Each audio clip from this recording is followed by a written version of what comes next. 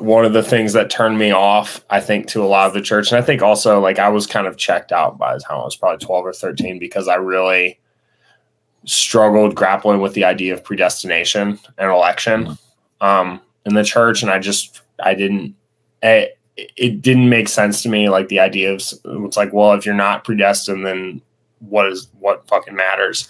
I think something that drove me crazy about that church and like a lot of the people involved in it was just how judgmental it was.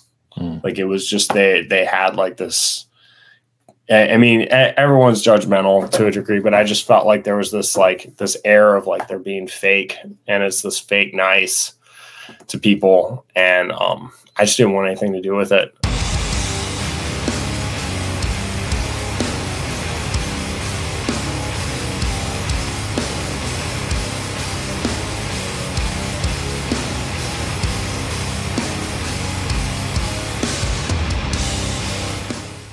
Greetings, Legion. Welcome to episode 221 of Into the Necrosphere, a world first, because not only is the great SB, drummer and vocalist for Antichrist Siege Machine, making his first appearance on the show, but this is his first ever long-form podcast conversation, and what a conversation it was. We spoke about their upcoming album, Vengeance of Eternal Fire.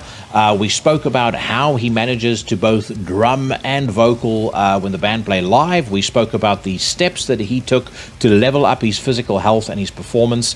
And given that he and I both grew up in fairly strict Christian households, we had a couple of shared experiences in common that we spoke about as well. Great dude, great conversation. It's coming your way very shortly, but before we get to that, it's time to showcase another unsigned band. And this week we travel to the far reaches of Trinidad and Tobago for a band who call themselves Lynchpin. They bill themselves as Caribbean Brutality. They've got a brand new single out that features the great Matt McGeachy of Cryptopsy. It's called Asphixiation, and it sounds like this.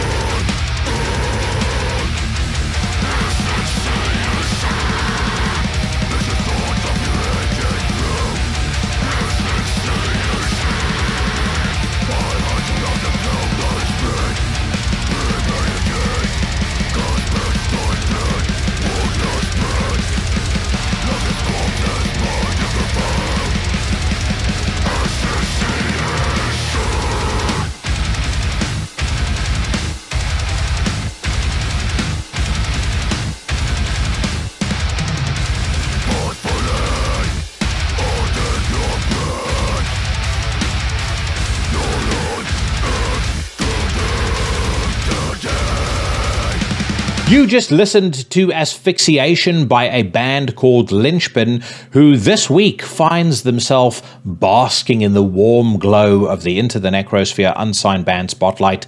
They have got an album coming out called This Mortal Coil. Release date, I don't believe, has been confirmed yet, but that song absolutely rips, and it features the vocal talents of none other than Matt McGeachie, previous guest of Into the Necrosphere, also vocalist of Cryptopsy and host of his very own podcast, Vox and Hops, which is superb. So make sure that you check out the Lynchpin socials. I'll post those in the description to the podcast, and I will share more nearer the time that the album comes out. Great to hear that metal is alive and well in Trinidad and Tobago. If you are new to the podcast, my friends, make sure that you elbow drop the subscribe button on your platform of choice. Follow me on the socials. Buy yourself some Into the Necrosphere merch at the Into the Necrosphere Teespring store if you truly want to show your support for the show. And make sure that you are subscribed to and following all of my fellow horsemen of the podcasting apocalypse. Every Monday, I was about to say every Sunday, but no, it starts on a Monday, with Brandon Legion bringing you another episode of Horrible 666. On a Tuesday, yours truly casts hexes and slays poses on Into the Necrosphere. Last week, I announced that the legendary David Vincent is going to be next week's guest. David Vincent, for those who have stumbled onto this podcast by mistake, of course, features in Ultimass, I Am Morbid, Terrorizer, and was the vocalist of vocalists for Morbid Angel. Although I'm a big fan of Steve Tucker as well. But either way, a wishlist guest, and one that was very high up on the list of most requested guests by the Legion. Yeah, very pleased that that's finally going to be happening. I've got another big guest that I've managed to land as well. That interview was recorded last week. I tried for several weeks to get it set up. There were a few false starts, but it's finally happened. So I am very pleased to announce that one of these weeks coming soon, you will get to hear me talk not only to Jeff Matz of High on Fire, but also to Matt Pike of High on Fire. If there are stars in my eyes, there's a very good reason for that. I think I probably, out of every single guest I've ever wanted on the show, he was right up there with Attila, Mortus, and David Vincent. So to finally see that happen is so fucking cool. I barely have words for it. It was a really fun conversation as well. I'll share some more details. I'll give you a bit of a scoop on the news rant later on in the podcast. But yeah, I mean, I'm super excited about the new High on Fire album as it is. This conversation just made me an even bigger fan. Moving on to the rest of the Horsemen schedule for the week. On a Wednesday, you've got Sensei Mike Hill bringing you another installment of Everything Went Black. His sinister smorgasbord of really whatever topics or items are high up on his list of interests. Every Thursday, he returns alongside his co-hosts Sheriff Mike Scandato and Professor Jeff Kashid with another episode of Necromaniacs, one of my personal favorites of the week. The Sinister Minister, Carl Hikara, brings you another journey into the dark, the weird, the arcane, and esoteric every Thursday and Sunday with his podcast, Soul Knox. And then Cheyenne of the band Trivax delivers the goods when you least expect it with his podcast, Iblis Manifestations. A couple of other announcements before we get started. Number one, I'm going to be at the Munich High-End Hi-Fi Show on May the 9th and 10th. I don't expect to see a great many of you there. It's mostly just old men listening to jazz. But either way, if you're in the vicinity and you want to have a beer, let me know. And then I'm going to be at the Scarborough Spa on I think it's June the 1st and the 2nd for the Fortress Festival, the annual Fortress Festival. And this year, the headliners are pretty goddamn spicy. We've got Triptychon, Wolves in the Throne Room, Der Weg aan de Vrijheid, the Mighty Ultha playing there again. It's going to be an absolute blast. I'm going to be doing interviews on stage with a couple of bands. And I also have got in the works a live podcast planned with a guest who as yet will go unnamed. But if you're going to be attending, make sure you're in the audience and don't boo.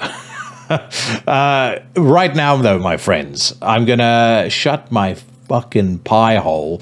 And I'm going to tell you to sit back and enjoy as I welcome to the podcast for the first time, hopefully not the last time, SB of the mighty Antichrist Siege Machine. I think sometimes I've had to do it a couple times where like you just kind of start talking shop and you're like, I probably shouldn't have said that. So yeah, I appreciate it. Dude, don't worry. I have it myself with a podcast. Like sometimes because I have the news rant, as you know, at the end of the show.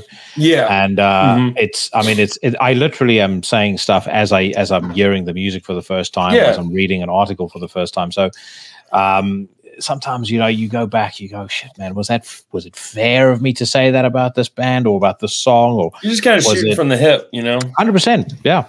And with that comes a degree of calculated risk. But as I was saying to you right before I hit record, as soon as I heard Vengeance of Eternal Fire, I said, I need to get one of these dudes on the podcast straight away.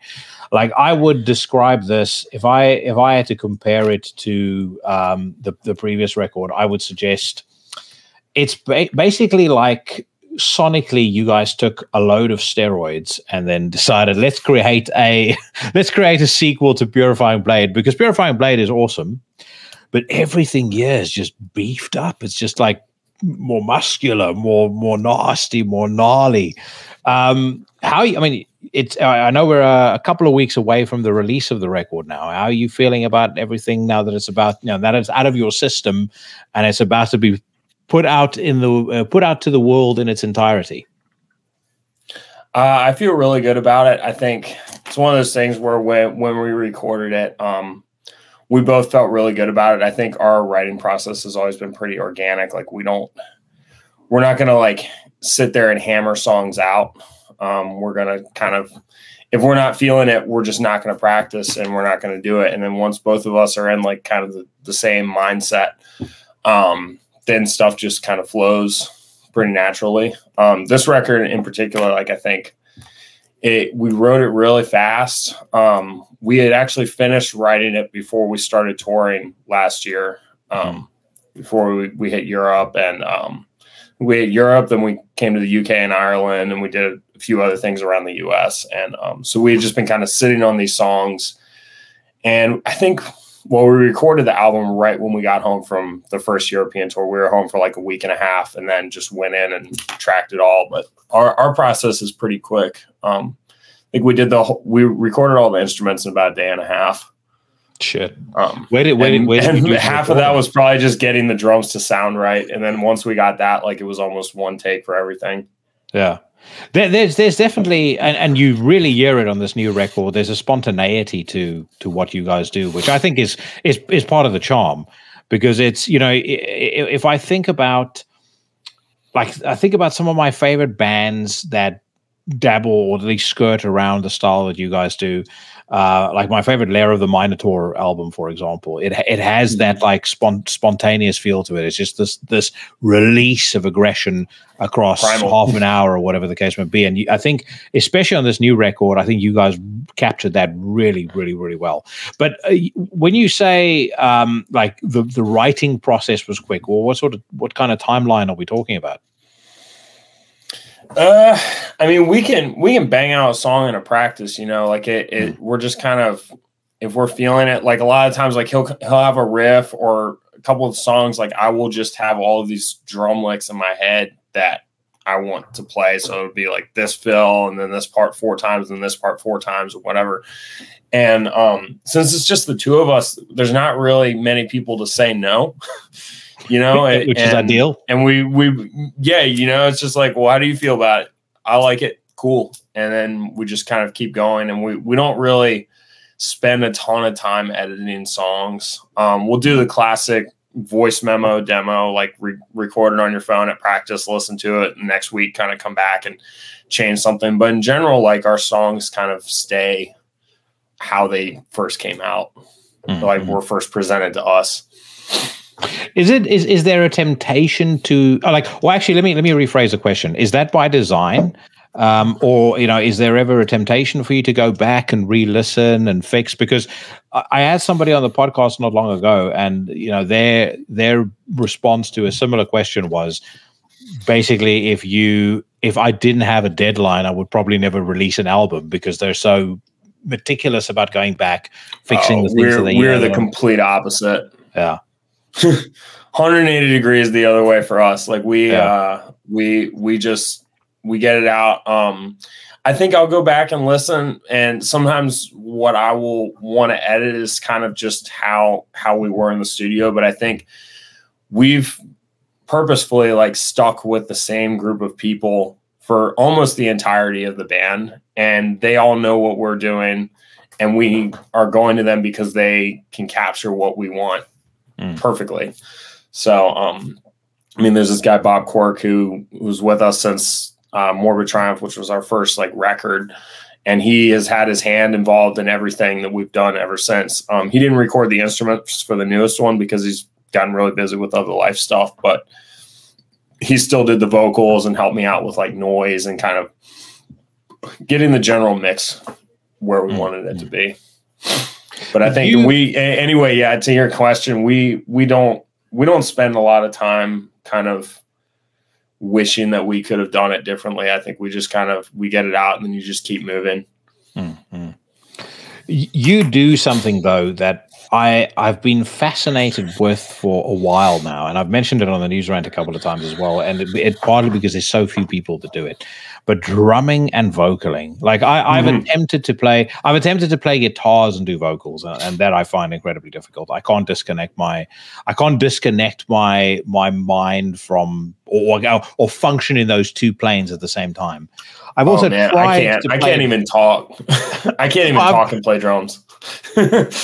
Dude, it's like I find it mind blowing that you're able to do that though. It's like, was that always the intention for you to occupy that spot, or not at all? How did it happen?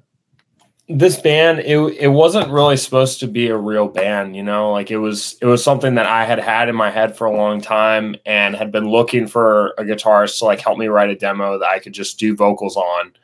And then when the demo came out, we just got a lot of interest, and then we just kind of kept getting offered these really cool shows. And I was like, well, shit, like, I guess I'm going to have to learn how to do this. And I mean, I am still doing this to myself where almost everything that we record, I haven't actually really tried to play it with vocals until after like the record comes out. And then I'm like, all right, well, now I got to learn these songs. Like a lot of it is very just stream of conscious. Like, I try to not think about where vocals are going to go when we're writing, and we just try to write the most aggressive, fast drums. And like, there's been a couple songs where I'm like, I definitely can't do the vocals for it. So my bandmate Zell will do vocals on certain songs, but I don't know. Like at the same time, I do vocals, but it was like I said earlier, like I wouldn't be able to like play a beat and like say a sentence to someone. Like it's all memorized in my head. And it's muscle memory, and you're spitting out words and phrases that you have memorized in your head. But if I was to like try to play drums and have a conversation, there's no way I could do it. There's no you know, like some people can sit there and they can just play guitar and like talk to the audience and stuff. Yeah. Like, I can't do any of that. I do what I do, and that's it. Well, you know, I go back to like old videos of Chuck from Death, and you know, guys that were you know, playing guitar at an incredibly technical level, and I'm astonished that they can do it. I mean, I don't actually think the average person that has never played an instrument realizes just how difficult it is to do vocals the way that some of those folks do. I mean, Ishan from Emperor is another great example. You know, back when he was an Emperor. Nowadays stuff I've got my own views on, but which are very storied. Yeah. But you know, if you think about the songs on Anthems to the Welcome at Dusk, for example, like I can't imagine playing basically a guitar solo as a riff and then doing vocals the way he's doing, because he's not even really following necessarily the direct rhythm of the riff that he's playing. But again, like for the next step in difficulty for me on from that, like, you know, the hard mode, the Inferno mode, if you want to use a video game analogy, is sat behind the drum kit doing vocals on top, you know, on top of, and it's not like your drums are simple and straightforward either. I mean, you're going fucking ballistic on the drum kit. It's fast. I mean, it's simple to a degree, you know, but it's getting to that level or being able to play with maximum volume and be able to push out vocals, like, was definitely something that it reverberated into my whole life. Like, doing this band has gotten me a lot more into fitness. Like, I've had to start working out, like, and which has all been like really great for my mental health. And it's just been great in general, is that I've started doing a lot more cardio to be able to push out vocals. So it's like this band, like both of us, like we are that band. If you go see us and we're in the green room, like we're just doing push-ups, you know, like and that is like something that we are very into about this band, is that it is like a physical act. Like we're hammering. And we hope that the music, especially like if you're not seeing us, like that is still conveyed through the songs. Well, I've not seen you guys, but I've watched a lot of videos, read a lot of live reviews, and again, what I was amazed by is that you actually managed to pull it off. Because I've always liked. I mean, I'm a big fan on stage of chaos. Like, I've always been a big fan of the feeling, and this probably goes back to me being a fan of, like, you know, late 90s wrestling, but that feeling that something crazy and unexpected is going to pop off at any time. I love when guest vocalists come on stage. I love multiple vocalists in particular, but I just like carnage on a stage. And a lot of things going on at the same time. Yeah, exactly. And I would have thought that it would be quite difficult to be able to do that with just a two-piece, and, you know, being as kind of, you know, you're stuck in one spot.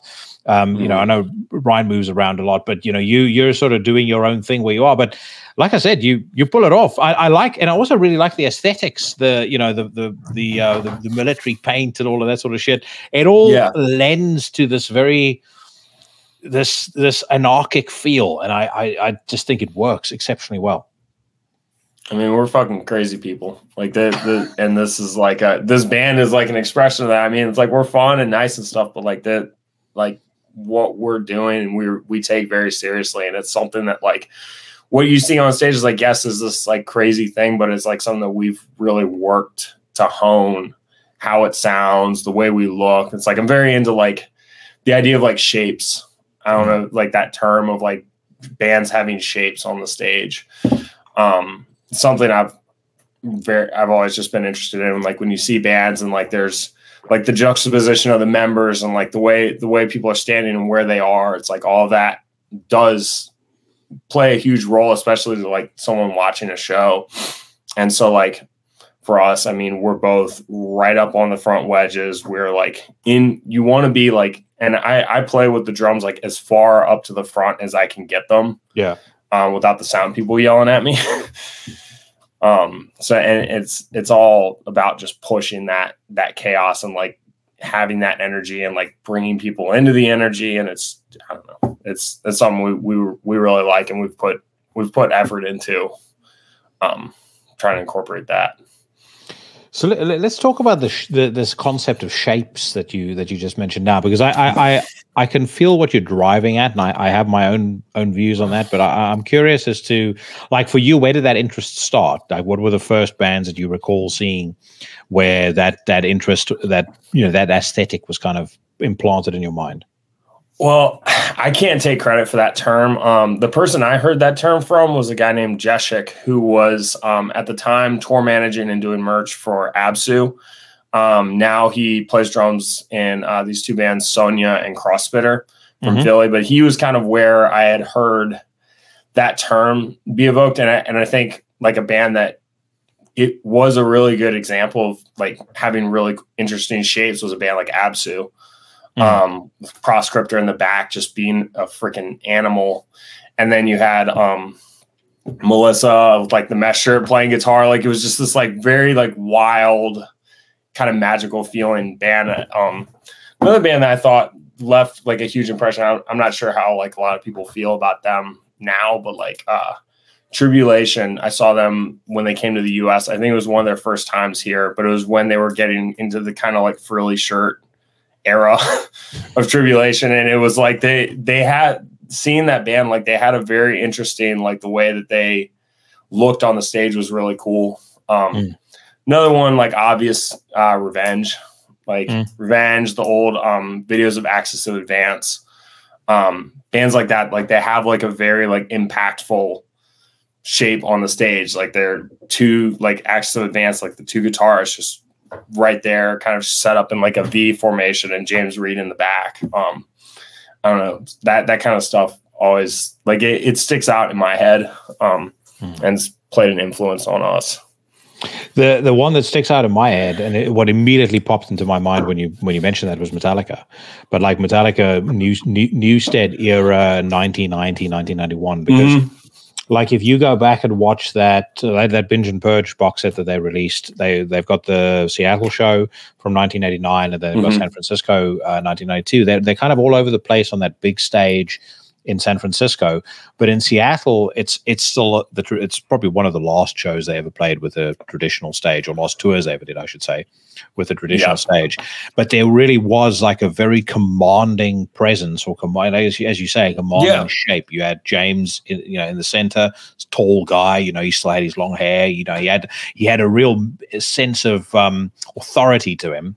Then you've got Jason doing the windmills next to him. You got Kirk being Kirk, and you got Lars being Lars, but they really did have, and it's certainly for me, and I can tell to this day, like when I watch live bands, like that feeling of craziness, like James yelling at the audience, drinking beer, throwing beer into the crowd, and I can't get enough of that, and I need that from awesome. a show. I want that rush from a show when I see a band play.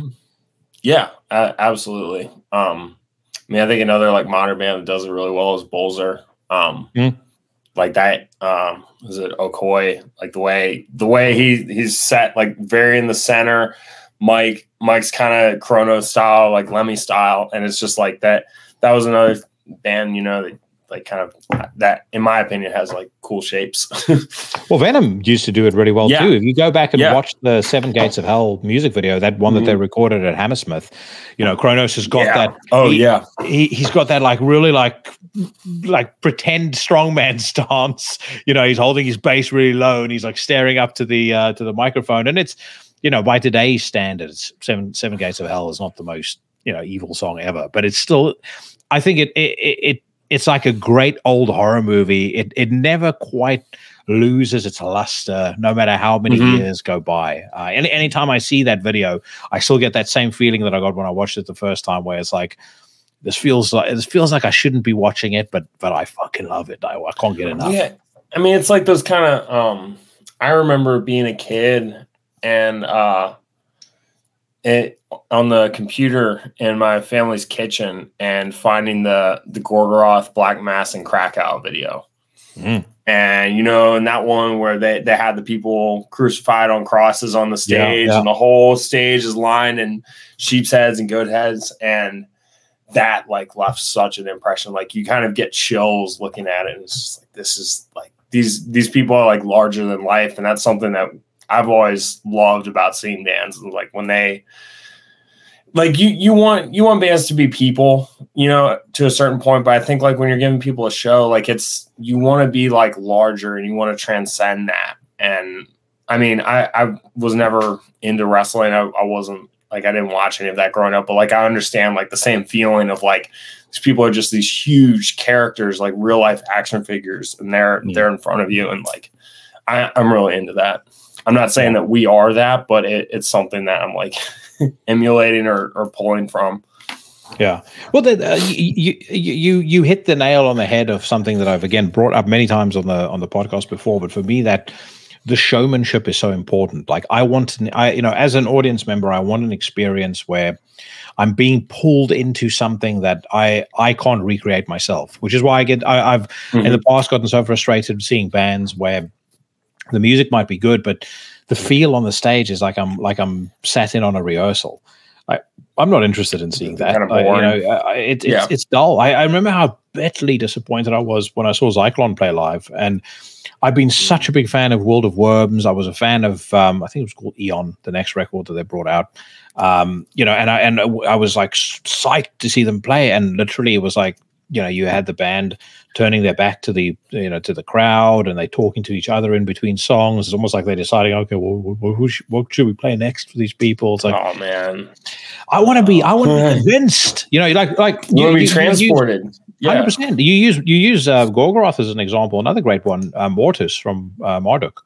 Oh, yeah. He's got that, like, he's like standing in, center stage, yelling at the audience. It's normally a ton of insults. Again, it's really like cool. You're completely absorbed by what you're seeing on stage.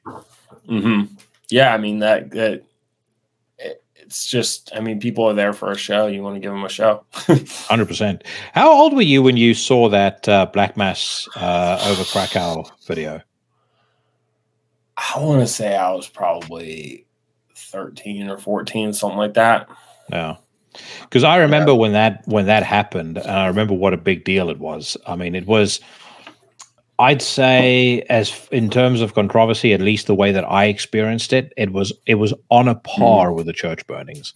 And I oftentimes I look back at Ad Majorem Satanas Gloriam, which came out around the same time, and I point to that record as, to me, that was the album that reignited black metal into the the fist in the face, as Morgan from Marduk would describe it, that it should be. It had this period where I think towards the late 90s, early 2000s, it was, in the doldrums a little bit. There was some weak tea going on in the scene. And then all of a sudden you have this incredibly provocative, incredibly controversial, band that comes on stage, and they're doing music that genuinely sounds like the fucking apocalypse. And they also benefited from having a frontman in Gall, who, you couldn't have picked anybody better. He just looks so evil in that video. 100%. And it's one of those things where, like, I feel like we're also like getting into like that era. Is like, there's just a lot of really like it's either like hyper commercialized or like not necessarily unlistenable, but it's like very cult stuff. And then that was like something that is being on a huge stage, but it is not, it does not feel commercial at all. Yeah. Like, and it's just, it was a crazy, it's just a very wild video. He is a character as well. I've had him on the show. Yeah. So he's one of the few people I've ever felt truly intimidated by. I've openly admitted it many times. Like, just talking to him, he's so much like you imagine he would be from all the videos that you've seen. And actually, over time, I've probably developed a more complete picture of him. When you listen to Goldsvere, you hear a guy that's very introspective and things like that. But he really is the real deal. That guy, like as real as it gets. Mm-hmm. Yeah. So where did all of this start for you? Like you did you grow up in Richmond, Virginia? No, I grew up in a town called Manassas, which is kind of it's about halfway, or it's a little closer to Washington D.C. I grew up in a pretty rural area. I had kind of a unique upbringing. I came down to Richmond a lot from when I was about 16, and then I moved here when I was 17, and I've been here ever since. But I was homeschooled my entire life, and I was raised in like a very conservative Christian house, and that was kind of like where I came from. And like I grew up very in the church, was at the church like 3-4 days a week. My mom, she was a single mom, and she homeschooled me and my 3 younger siblings. So we all kind of grew up in that world. And I think I got into BMX, which is kind of adjacent to like skateboarding culture, when I was like 11 or 12. And then BMX kind of got me more into alternative music and like Slayer and all of that. And then just meeting people at skate parks. So I ended up like, I did have friends as I was growing up, but like not until I was kind of in my teens. Like I grew up like very much with my family, and like the way my mom kind of wanted it to be was like, are you familiar with like Little House on the Prairie?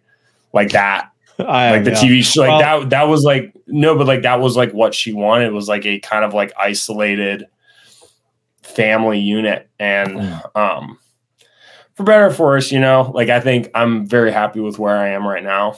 But it was kind of a complicated, strange place to come from, and kind of led me into this path. But anyway, I moved down here, and I've been here for, I want to say about 14 years. So Richmond is definitely home for me. I can relate to your upbringing as well. I mean, I wasn't homeschooled, but I did grow up in a very conservative Christian household. Like, you know, Sunday morning and Sunday night was church. Any event that took place, you know, whether it was my Saturday being taken up with that bullshit or, you know, whatever the case may be, I had to be part of that. You know, and I get on very well with my parents to this day. My mom and dad, you know, are still together, and I have a very good relationship with them now.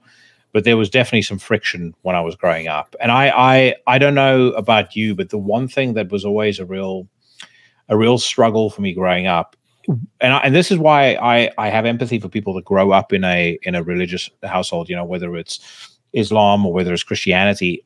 When you grow up in that environment from a very, very young age, like, you know, if that's what you're born into, you're so conditioned into believing certain things and actually fearing certain things that disconnecting from that is very, very difficult. And I don't actually think people realize how difficult it is. I remember hearing Painkiller for the first time and literally thinking I'm hearing the sounds of hell. I'm hearing the gates of hell open. And I mean, that album God is objectively insane sounding. Like the way that album sounds, like I cannot imagine how people who heard that for the first time, like juxtaposing with all the other music that was out at that time, just Painkiller is just like this. It's a tank running over you. yeah. But I'm curious as to whether you experienced it in the same way, because I've met a couple of folks over the course of the podcast who seem to have been able to relate. But I mean, I remember genuinely being like concerned, like, geez, what does God think with me listening to this stuff? And then you start to negotiate in your mind, like, well, you know, why would he be able to make these guys play guitar so well if I can't listen to them? You know, you sort of push the boundaries. Eventually you get to Deicide, and it's like, well, the Hoffman brothers wouldn't have this talent if God had an issue with them. Maybe they sing about the devil, but you know, I can forget about that. Yeah. I think probably by the time I heard a lot of metal, which I would feel like I was a little bit late relative to kids, I guess, who were going to public school and were probably able to hear a lot of that stuff before me. Like I missed massive chunks of pop culture from the 90s until like 2004, 2005, when I became like media sentient, I guess. That's why you never watched pro wrestling. That's why. Yeah, exactly. Like because I didn't want to like say that earlier, but it's just like, no, like we couldn't watch that. No way. Did you guys have a television in the house? No, not until my mom. We had a TV, but we didn't have like cable. So it was just like VHS.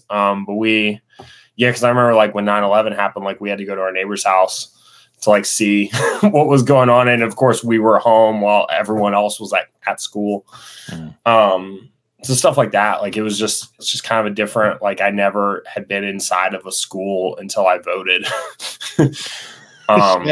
You know, like it's shit like that where it's just like real weird. But I don't know. I think I resented it for a long time. And then now I'm kind of, I don't know. Today's times, like homeschooling doesn't seem that bad. No, I completely agree. It's that, and that is the thing too, right? I went through a journey where probably around my mid-20s is where I really kind of broke away from any kind of religion or anything like that. And I went through a period of going completely the opposite way and just absolutely despising it. Like, you know, in my mind, it was scorched earth to anything religious. You know, I just absolutely detested it. And I'm 43. I'm about to turn 44 years old now. I've kind of, probably in some ways, I've made peace with a lot of things, but I've also kind of calmed down in some ways because now I see some degree of balance to it. I mean, there's no doubt, and it sounds like we probably had similar upbringings to a degree. There's no doubt that, you know, my upbringing from a religious perspective was too extreme. I would never put my daughter through something like that. I certainly, you know, if I have more kids, they won't go through that either. But did it leave me with certain moral principles and values that are good? I think so. I mean, the one thing I think that it taught me is empathy. More so probably than anything else in my life. And I can see the value to certain things. it's still not for me though. Yeah, I can also see a lot of this the damage that it does, which is very significant. I think something that, I mean, it's kind of funny you say empathy, just because I think one of the things that turned me off, I think, to a lot of the church, and I think also like I was kind of checked out by the time I was probably 12 or 13, because I really struggled grappling with the idea of predestination and election in the church. And it didn't make sense to me. Like the idea of, it's like, well, if you're not predestined, then what fucking matters? But that incidentally, by the way, that was the first real wrestle for me as well. And I'd say that was probably the catalyst that got me, far away from that too. So interesting, we have that in common. But anyway, with empathy, I think something that drove me crazy about that church and like a lot of the people involved in it was just how judgmental it was. Like it was just they had like this. I mean, everyone's judgmental to a degree, but I just felt like there was this air of like they're being fake, and it's this fake nice to people, and I just didn't want anything to do with it. I think as I've gotten older, I think it's better to not spend so much energy being negative at people like that. I just kind of I don't pay them attention. Like it has nothing to do with me, and so now I'm very focused on what like the people that are directly around me, and that's what I care about. So them, they can do what they want to do.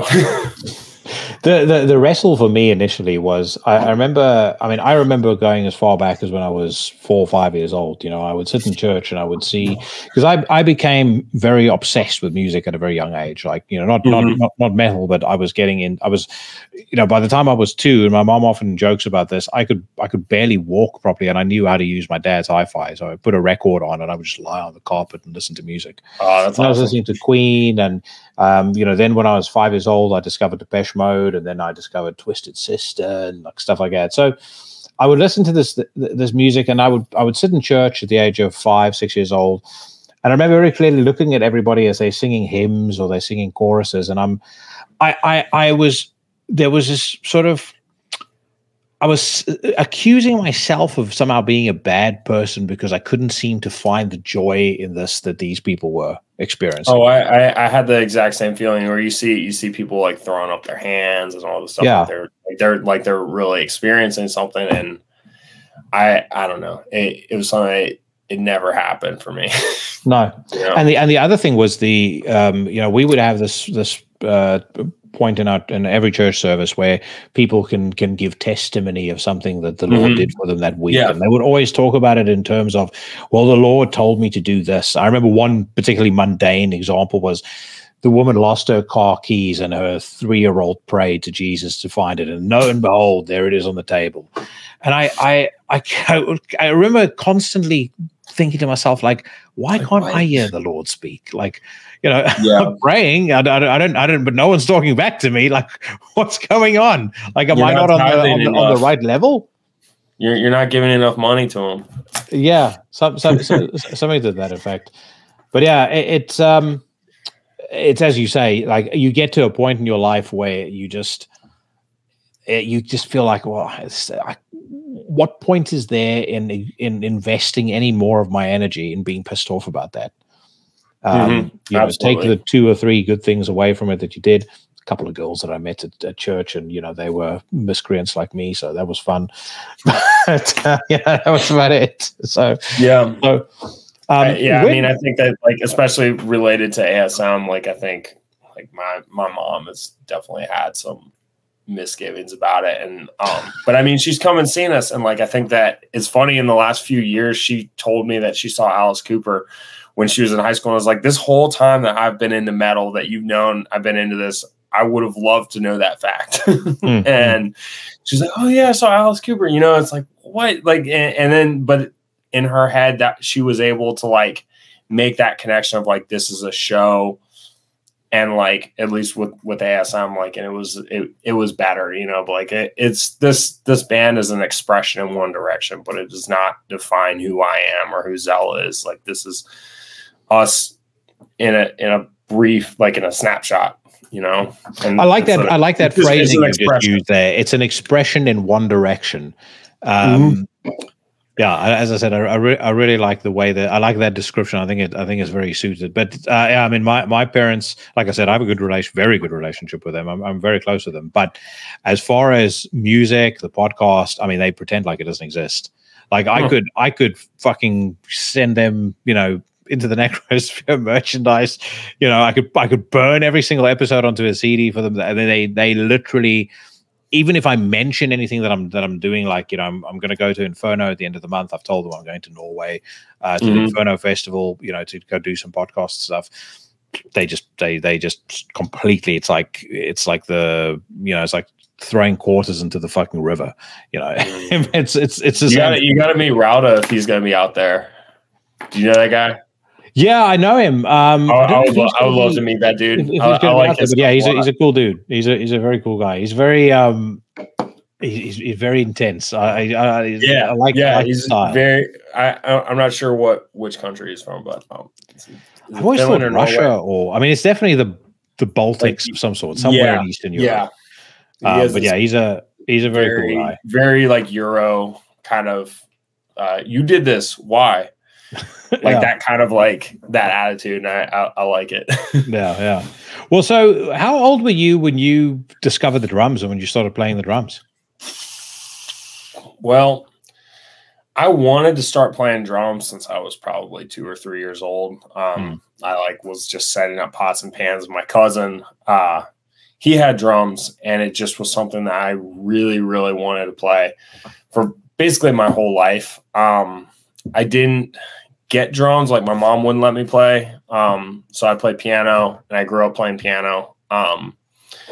Always drums were just always what I wanted. And I think my aunt, my cousin's mother, she bought me a set of drums, and my mom still wouldn't let me have them at my house. So they ended up being at my grandmother's house. And so I would drive over there to play drums, but like, it was just, as soon as I got them, like it completely consumed my life. But I think I started around 14, 15 was when I started playing. Yeah. And who were kind of your drum heroes when you were starting to play? Okay, well, so when she got me the drums, they gave me this CD.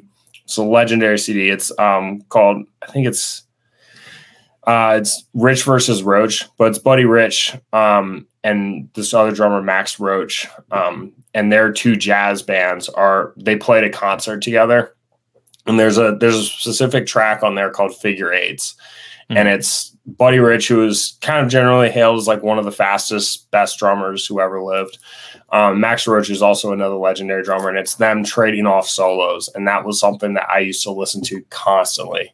I loved another guy who really grabbed me was Ian Pace from Deep Purple.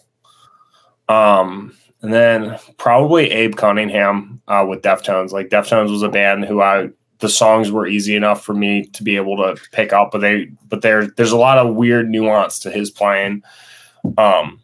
Really liked Chad Smith and Red Hot Chili Peppers. Like I had a drum teacher who that was his favorite band, so he had me learn a lot of their songs. And I had lessons with him for, I think my mom, she could afford, we maybe got like two or 3 months of lessons with him, and then he started just letting me come in and just play songs for him, basically whenever the schedule would line up. And he was really great for me. Well, you mentioned, well, firstly, I'm very impressed that you mentioned Buddy Rich. Secondly, mention him. And just this afternoon, I was talking to somebody about Whiplash, and they hadn't seen it yet. And I showed them the not quite my tempo scene. And there's that scene where Miles Teller is playing drums, and J.K. Simmons says to him, like, "We got Buddy Rich over here." Dude, what a movie! One of the most. I get that movie, and I get that movie and Sound of Metal confused. I loved Whiplash. Sound of Metal, I refused to watch because it was way too real of a situation. Yeah. Do you know Sound of Metal is the guy who the drummer who goes deaf? That was one of the things where I've already got like a little bit of tinnitus already going on in my ears, and I've been wearing hearing aid for almost the whole time I've been playing drums, and that is just something that I'm not like. I don't know, because a lot of family members were like, "Oh, do you want to see this movie?" I was like, "No, no way." Yeah. So, well, interestingly, so I can I can test my hearing on these cans that I'm wearing right now. So it's got this thing on the app that comes with it where it'll test your hearing, and then it can actually augment the sound or change certain frequencies to accommodate any hearing loss that you have. And I have, according to that.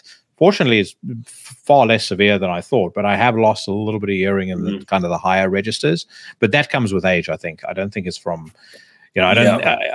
And there was a period of time where I was going to 2 or 3 shows a week. Those days are far behind me now. But I think, fortunately, the fact that maybe I've given it a bit of a rest over the last couple of years, it's kind of mellowed out a little bit.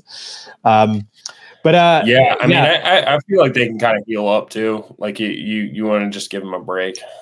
Yeah. Yeah. But yeah, I mean, I do remember a period of time where I'd go to bed and the buzzing was so loud. I mean, it would almost keep you up. Yeah. It was just literally like. Well, and y'all don't have air conditioning over there either. So you can't just turn on a window unit, because that's what we do here, or at least in my house. Like, some people have white noise machines, but we just have a window unit, and I just keep that going all year. And so there's just this like kind of going the whole time, and like that's like how I have to sleep, especially like in hotels and stuff. It's like you always just turn on the AC unit, especially if you're on tour. You just dime the AC unit, even if it's cold already. Like I have to have that sound. Well, there's that whole that book, The Science of Sleep, and I know one of the big things that they mention in that is like you should have a cold room. Like, cold rooms help you sleep better. I'm the same. I mean, I don't give a shit if it's the middle of winter. I need cold air on me so that I can kind of get warm under the covers, and then I can sleep. How do you live over there? I mean, yeah. So, man, we went over there in September. We thought it'd be fine, and freaking it was like almost 90. I don't know what that converts to in Fahrenheit or in Celsius. But it was unnaturally hot over in the UK. Yeah. And that was brutal. Well, you know what's brutal about it? It's so fucking humid. I mean, the humidity in this place is gnarly. And I grew up in a very warm, dry part of the world. So for me, like, if there's slight humidity, I grew up in South Africa. So if there's slight humidity over here, if I walk, if I walk in the center of London and I'm out for work, I've got a suit on or whatever the case may be, I fucking rain sweat. I remember I was at a work event once, and it was at the Henley Regatta, so like really posh, fucking. I was about to say canoeing, like rowboat races and nonsense like that. And I took my jacket off, and this was like in July. I took my jacket off, and I may as well have jumped into the fucking river. That's how sweaty I was. So damn. I'm not made for it. I'm not built for it whatsoever. Yeah. So what was it about Abe Cunningham that you were particularly drawn to? My stepbrother. So my mom married my stepdad, and one of his sons lived with us, and he's 7 years older than me. And he introduced me to like In Flames too, weirdly, because I think he saw In Flames maybe at Ozfest, but Deftones was one of his favorite bands. And when you're young and impressionable, you just latch on to like your older brother like that. That was a band that, like, Deftones isn't a band I really listen to all the time now. But those albums, especially Adrenaline, really like left a huge imprint on me for drums. Because I think just coming from the sheltered background, like I would just, if I got a chance at something on like the outside of that world, I just clung to it. So I just listen to the stuff all the time. And then like we would go to the library a lot. So I grew up kind of like, we would do a lot of our school. It was either at the house or we would go to public libraries. So I just grew up like, and then once I started like checking out CDs from the library and stuff, and it was kind of fun. Yeah. So, Well, I mean, it's almost like the old days of tape trading. I mean, that's how I grew up, and I bemoaned that being absent from today many, many times, because I think that's part of the fun. And I think it's still around. I mean, I send tapes, and we still send tapes. I mean, maybe it's just kind of a nostalgic thing. It's not necessarily out of necessity, but I've definitely, like, when ASM started, I've mailed a lot of tapes out to people and like exchanged tapes, and like we've done that with a lot of bands in the US, and it's been cool. Like, I've made a lot of friends through that. It's definitely not on the scale of what tape trading was, but it's cool. Like, people definitely still do it. Oh, dude! I mean, it was like a badge of honor to have like the most tapes. When I was young, you know, I had like multiple drawers. Like, I had like this big desk with about 4 or 5 shelves, and those were all stacked. And then I have a bunch of other shelves. They were all stacked with cassettes, and you make special covers for them and all sorts of bullshit like that. Yeah, it's awesome. It was fucking brilliant. It was like, as I said, it was sometimes more exciting to get like a recording of something. I remember when I got a recording of Chaos ID, that was more exciting than, a bunch of shit that I could go out and buy today. Just to be able to like hear the album, end to end, because previously all I had was like 2-3 songs that I'd gotten off the radio.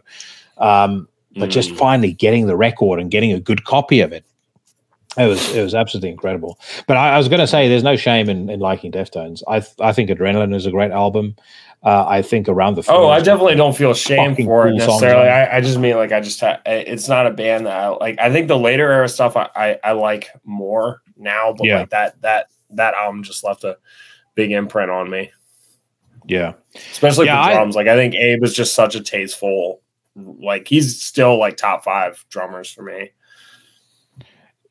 Yeah, he's. I'm trying. Whenever I think of them, the first song that comes into my head is what's the first song on Around the Fur? I think it's My Own Summer. Yeah, My Own Summer. Yeah, I always think of that, and I think about the drums, like, less so for the actual drumming, but more for the drum production. I think the drum production on that record is great. It's like there's like a weird echo thing happening on the hi-hat when that beat starts. Like, it's kind of like rippling, and I know exactly what you're talking about at the beginning of that, and like the snare sounds kind of weird, like almost electronic. Just like kind of ethereal sounding. Yeah. Well, I'll confess to a particular drummer who I don't really care for the band so much, but because I'm obsessed with the event, I'm obsessed with Woodstock '99, and I've watched the Limp Bizkit show at Woodstock '99 many times, in part because I'm just blown away by how crazy the audience went. But one of the things that I'm always impressed with when I watch it is their drummer, John Otto. Like, when he plays live, he's got such a fucking groove and such an aggression to the way he plays. I mean, it looks like he's beating the drums like it owes him money. That's how you should play them. I love drumming like that. I love drummers that attack the drum kit. Like Bobby Hamill from Biohazard, he's like that as well.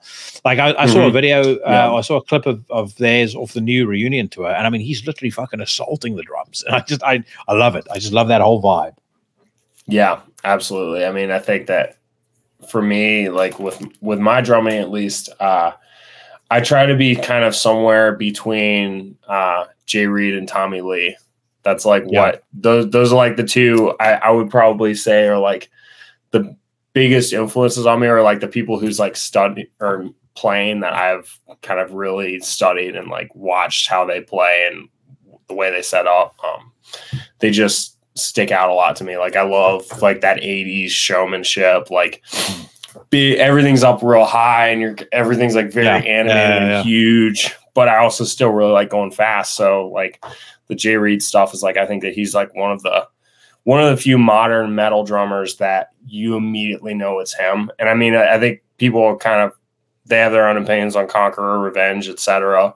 But that band like left just such a huge impact on me. Like, when I first heard War Cult Supremacy, like that album was just like, whoa. Like, you can play like this for 4 minutes and like that's all you're doing. And it's just like it's unreal. I love it. So what was the spark to start Antichrist Siege Machine? Because like we've spoken about Buddy Rich, and we've spoken about Deftones, and then you kind of go to this band that is just, I mean, it's hellishly extreme. I mean, that's the best way to describe what Antichrist Siege Machine does. I mean, I think it's just I mean, I've like played in a lot of blast beat bands, and I think that ASM was just one of those things where I wanted it to just be as fast as possible, and like I wanted to kind of do my own take on like whatever war metal is, which war metal is just kind of a very ambiguous genre in general, because when people list like the big bands in war metal, like none of them really sound similar to each other. Like it is more like an idea than, I mean, it's kind of similar with black metal too and death metal, but like war metal is like, it's just kind of this strange genre. And I think probably what I would say war metal is just, I mean, or at least what I idealize it. I don't want to make definitions for anything, but probably just long form grindcore. Is grindcore allowed to play out and breathe? I would say ASM is like that. That was just what I wanted to do. Yeah, long form grindcore with like a hint of old school black metal. Old school black metal, the mentality, at least ethos. I was about to say, like when mentality is saying like an old school black metal ethos. I think that's probably the best way to describe it. Definitely. So you mentioned at the start of our conversation that one of the things that the band had done has gotten you into fitness. What was the catalyst for that? When you thought, okay, fuck it, I need to start hitting the gym. Puking after we play. I knew it was going to be something like that, which is why I asked you. Yeah, and I mean it's still that shit happened. It happened at when we played Psycho Las Vegas, but I think that was also kind of my fault for it was like 102 degrees that whole time. I was definitely not hydrated, and then for some reason I thought it'd be a good idea to drink a Red Bull 30 minutes before we played. But I mean, I think I was realizing I was getting out of breath, and like just I wasn't really in the like I've always been pretty active. I grew up riding BMX and like have done a lot of other active, I guess, activities. But like such as I think the BMX, I raced dirt bikes for a while, ride mountain bikes now. Since like October, I've gotten really into weightlifting, so that's kind of like taken all of my interest now. But yeah, I raced BMX growing up too. So like that was kind of generally like two-wheeled sports. But I think I played soccer for a long time too. But yeah, I had gotten out of a lot of that and was just only playing drums. And then when ASM happened, it was just something where I was like, I need to get my cardio up. I need to be able to like push. Because I mean, playing drums at that speed is one thing, but like being able to push out vocals for like 20 to 30 minutes is like that is like what really takes it out of you. Well, you're also it's like you're constantly interrupting your own breathing with a vocal. So, you know, it's one thing to try and regulate your body as you're doing this incredibly cardiovascular activity, and then you're constantly interrupting that breathing and that the way your body would pace itself, I would imagine, with doing the vocals. I mean, I can imagine this must be fucking hellish on your fitness. The advantage to me is that I write the lyrics and I write where they go. So they are placed at my convenience. Yeah. You know, so I mean, it's one of those things where I think there's like certain, you just kind of learn places where the vocals would make sense, and like your body's in a certain position because you don't necessarily want to be super extended and having to shoot your head over to do the vocals like you want it. You want to, I don't know. It makes sense once you start playing. Yeah. So what got you into weightlifting? I don't know. Boredom. Something else to do. Zell, my bandmate, he's been into it for a long time, and it was just something that I was like, I want to start doing that now. So been on a weight gain journey. It's been pretty fun. Yeah. See, I've never had a problem with gaining weight. I weight gaining for me is the default position. Weight loss is what I need to focus on. But I mean, I've been lifting weights for probably 15, 16 years now to like, you know, more serious degree. I mean, I'm not a bodybuilder by any stretch of the imagination, but I mean, I'm reasonably strong. And I can't stop doing it because I actually get physically cranky when I don't do it. If it's 2-3 days without me going to the gym, I start to get body aches. I just become an unpleasant human being to be around. We've got all this energy and you need to get it out. And like, it's such a healthy outlet. And I mean, I think for me, it's like, I still am practicing 2-3 days a week. And then now I'm trying to, like, my general gym regimen is 3 to 4 days a week. I was going to ask you, so what's your routine? So I was doing a general all body routine that my brother-in-law, he was formerly a airborne ranger, the U.S. Army, and so he wrote me a program that was built around strength training, but also a lot of cardio. So it'd be like 10 minutes on a rower, then maybe a 15 to 20 minute kettlebell workout, then lifting, and then some other stuff. So it wasn't like lifting super heavy, but I was still putting up weight. And then now I've moved into, I just started another program called, it sounds like a revenge album, but it's, I think it's Hypertrophy Cluster Protocol. But it is, it's basically built around doing high sets, low reps. It's like 8 sets of 5, and usually doing 8 sets of 5 of between 65 and 70% of your max weight. So like, it's what I was doing was generally like three sets of 5. And so now I'm like really upping the numbers. So I feel awesome. Like you leave the gym feeling fucking crazy. It's rough in the moment, but I really like it. It's been fun. Yeah. I'm sort of midway between applying some of the shit that I've learned from seeing Phil Heath and Dorian Yates. So Dorian Yates has this idea that you do 8. I'm going to write this down. 8 reps is kind of the golden number. And when you hit 8 reps, you go up and wait for the next set. And that's kind of what you keep testing yourself to. So typically what I do now is about 5 to 6 sets. I do 1 ignition set, so 50% of what my working weight was the previous time I did that exercise. And then the goal is 8 reps. As soon as I can hit 8 reps with perfect form, so the Phil Heath thing comes in with, it needs to be very slow, very deliberate form. And I need to be able to imagine myself being photographed doing it. So I can't look like an asshole at any point doing the rep. You're not bucking or anything. There's no fucking swinging my arm to get a bicep curl. Yeah. Anything like that. All as soon as I can hit those 8 reps comfortably, then I go up. But one thing I've found is I started doing the carnivore diet when I came back from holiday. And I did it solidly for a month. And I took probably most of February off, and I'm back on it again now. But I do find initially it took my body a couple of weeks to properly adjust to it. Like my lifts went down and things like that. But then all of a sudden it's just sort of going back up. And like now awesome. I'm making gains and like hitting numbers that I was hitting pre-COVID, or even beyond that, with very, very little effort. So that's been a real game changer for me, because I could do kilograms wise. I did 180 kilogram squat. I did a 225 kilogram deadlift, and I did about 160 kilogram bench pre-COVID. Then COVID happened, and that just fucked everything up. Now bench wise, I'm about 130 kilos on the bench, about 170 on squat, and about 200 on deadlift. So I'm not too far off from where I was. But I definitely started feeling a real improvement when we're like a solid 5 years past. Diet. Yeah. Carnivore diet. Can you kind of walk me through your normal, like what you're eating?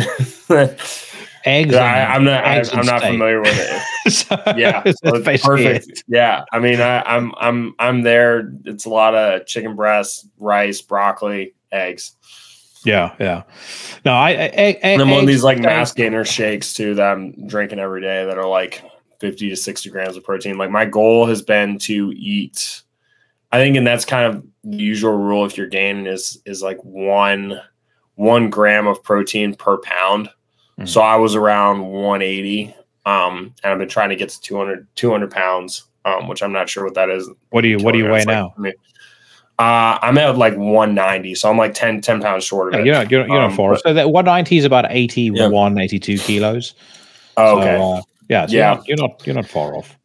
Yeah, then my opinion will matter. 200. Yeah. I just want to get to 200, and then people will take me seriously. I'm pretty sure they take you seriously now. How tall are you? That's the number. That's the number. It's 200. What? So how tall are you? Yeah, I'm 6'3", which I don't know what that goes to in meters. We're gonna have to bust out conversions right now. 187. We're doing a lot of hard math. I don't know, but yeah. 6'3", 200 pounds is, it's an intimidating figure. You go back to the shapes that we were talking about on stage. That's an impressive shape. But I'm sitting down, so I gotta get. You're gonna have to get like a vertical standing drum kit and play that way. If you see us, I do stand up quite a bit during the set. I definitely jump around a lot. It's been fun. Doing you guys are down here for Incineration Fest this year? Mm-hmm. Yeah, we were there. That was one of the hottest shows I think I've ever played. That fest was awesome, but that kind of happened to us a couple times on that tour where I think fest they put us in kind of smaller rooms, which was cool, but the line to get into that venue was so long, and it was just so hard to get into that room. And like we were, my bandmate Zell, his partner, she's a literal doctor, and she was in the green room, and the green room's on the side of the stage of that venue. And we were watching people in front of us physically pass out from how hot it was in that venue. So she started like throwing them water from the back at Incineration, but it was an awesome fest. Yeah. And what are the plans, post the release of Vengeance of Eternal Fire? Are you guys are going back out on the road? Mm-hmm. Yeah, we're doing 2 shows in the Pacific Northwest on April 19th and 20th. And that's right the weekend when the album comes out, with another band called Spite and this band called Cystic. Cystic is like death metal. Spite is a American black metal band. And then we're going on the road with 1349, Spectral Wound, and that band Spirit Possession. That's who we were in Europe with last year. I think that tour is like about 2 weeks long, and then I think we're coming back over to Europe later on in September. Not sure when any of that's going to get announced, but we're going to come back over there and then hopefully come to the UK in late 2024. It's our hope, at least. Like awesome. we were just there in September with Full of Hell and Jarhead Fertilizer. We did like a pretty extensive UK, Ireland tour, and like all the shows were amazing. It was really cool. Awesome. Well, dude, thank you so much for your time. That was a real blast catching up with you. Congratulations in advance on Vengeance of Eternal Fire. I think when people hear the whole thing, they're going to be blown away. And hopefully we catch up with, or we bump into each other at some point in the UK. Yeah, it would be awesome. All right. I appreciate it. Take care of yourself, brother. Yep. Have a good one.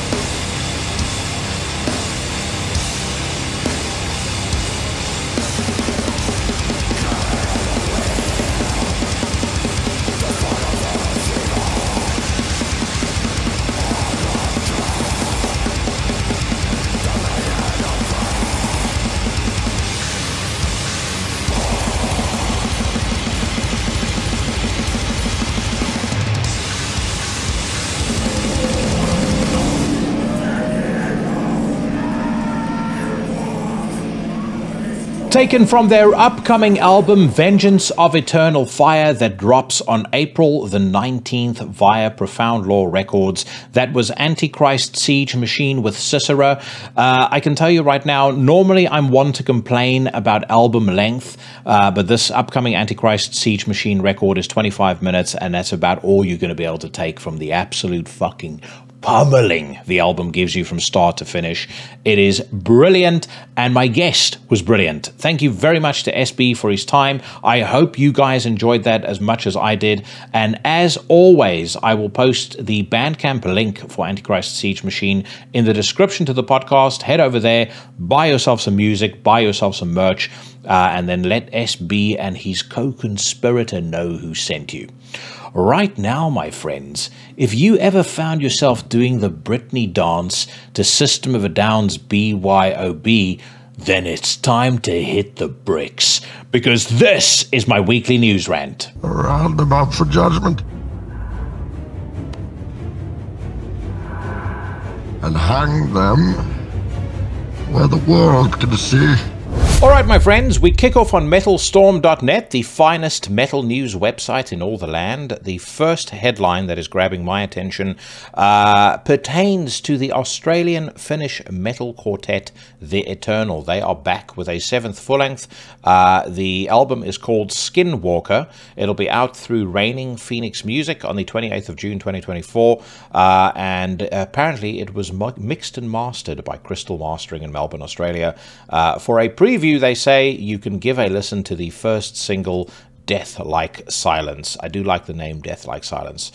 Obviously, it has a reference to Euronymous, Mayhem, and the possibly greatest era in all of music.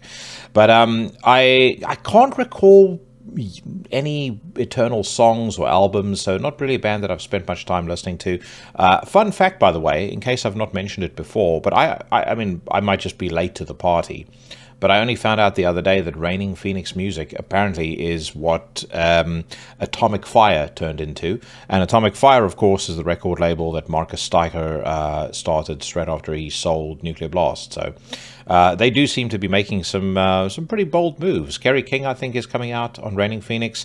The new Deicide is coming out on Raining Phoenix. So they, you know, I'm not quite sure why Atomic Fire ran aground and how they managed to get hold of the cash to start a brand new label. But anyway, maybe one day we'll get somebody on the podcast and we can unravel that mystery. For now, though, I'm going to shut up and let's hear what the Eternal sounds like.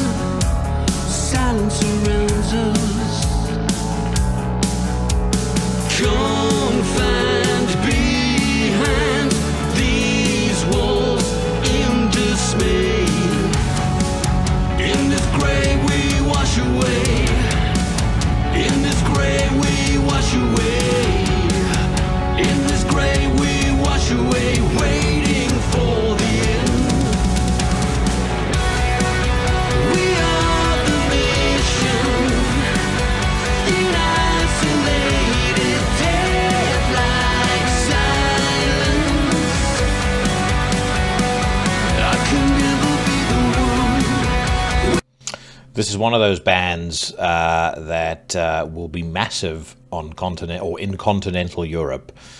Not massive at the Smith household, though. So, I mean, I think the one good thing that I would give them is the production's really good. Very high fidelity on these Focal cans. The sound is coming through really clearly. You know, very nice separation, air between the instruments. The drum sound in particular, sorry, I like very much. As far as the rest of it is concerned, I mean, maybe they shouldn't have called the song Death Like Silence. It just immediately, Death Like Silence to me conjures up two things.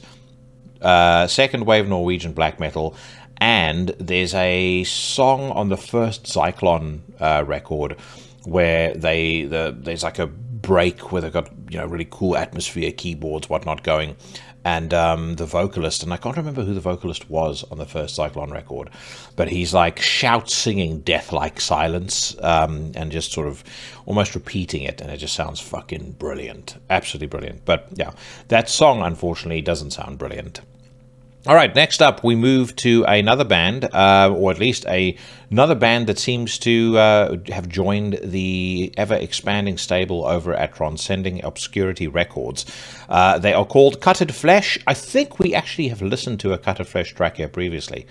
But it says here, Human Protein Concentrate. The newest preview tune from Cutted Flesh's forthcoming record, Love at First Bite, has premiered online in the form of an official lyric video. The Czech extreme metalers will unleash the new outing on May the 24th via Transcending Obscurity Records. That is a fucking hysterical name for a song. The album cover looks pretty dark. I think I quite like it. And if memory serves me correctly, I do believe we liked the previous. I say, you know, you guys by extension, the Legion. When I enjoyed it and gave it the thumbs up, we liked it. But anyway, let's hear what it sounds like.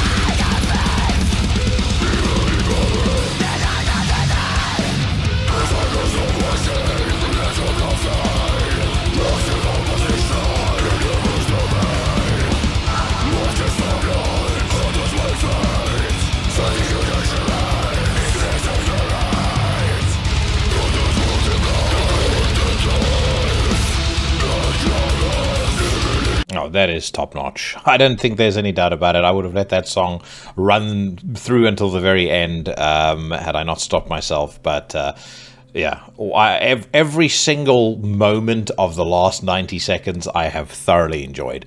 The lyrics are fucking brilliant. Just the overall sound is really dense and punishing and muscular. Vocals sound fucking great. Just everything about it is cool, and I love those little bits of melody that they've thrown in on the bit that we've just paused on now. Just mixes up the brutality slightly without sounding like they've turned into a bunch of pussies. But yeah, I mean, both thumbs up. Yeah, very, very, very, very good stuff. Let's give it another 60 seconds.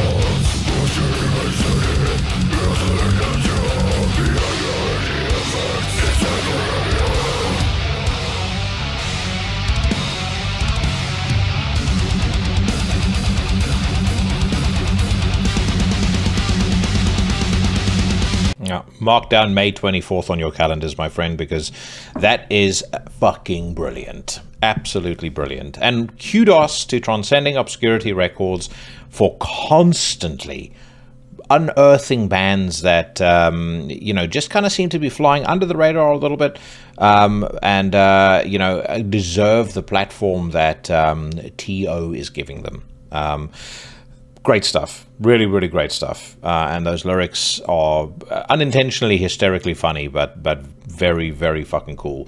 I'll tell you something that reminds me, or listening to that song reminds me of the fact that I am starting to piece together my top 30 for 2024. And when I say piece together, I mean, I know we're only in the middle of April now, but, you know, I try to keep over the course of a year a running working list that I can then refine at the end of the year for the New Year's specials that we do now as tradition on the show. One band that is rapidly ascending the ranks, my friends, is Brodquin out of Knoxville, Tennessee. I spoke a couple of weeks ago about that new record of theirs, Harbinger of Woe. It's out on Season of Mist. If you haven't listened to it yet, holy fuck, it's good. I mean, like, that style of brutal death metal can sometimes fall a little flat, in my opinion, because at times it's a little too much about just blasting and insanity. Blasting and insanity is basically the MO of Harbinger of Woe, but they just do it so unbelievably well. They are undeniable. As I said, if you've not listened to that record yet, do yourself a favor and go and change that immediately. But we move on. Seer Bliss are sharing a new track.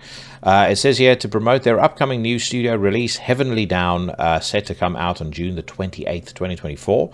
The Hungarian black metal operatives Seer Bliss offer in listening the newest song in preview, The Upper World. Let's listen.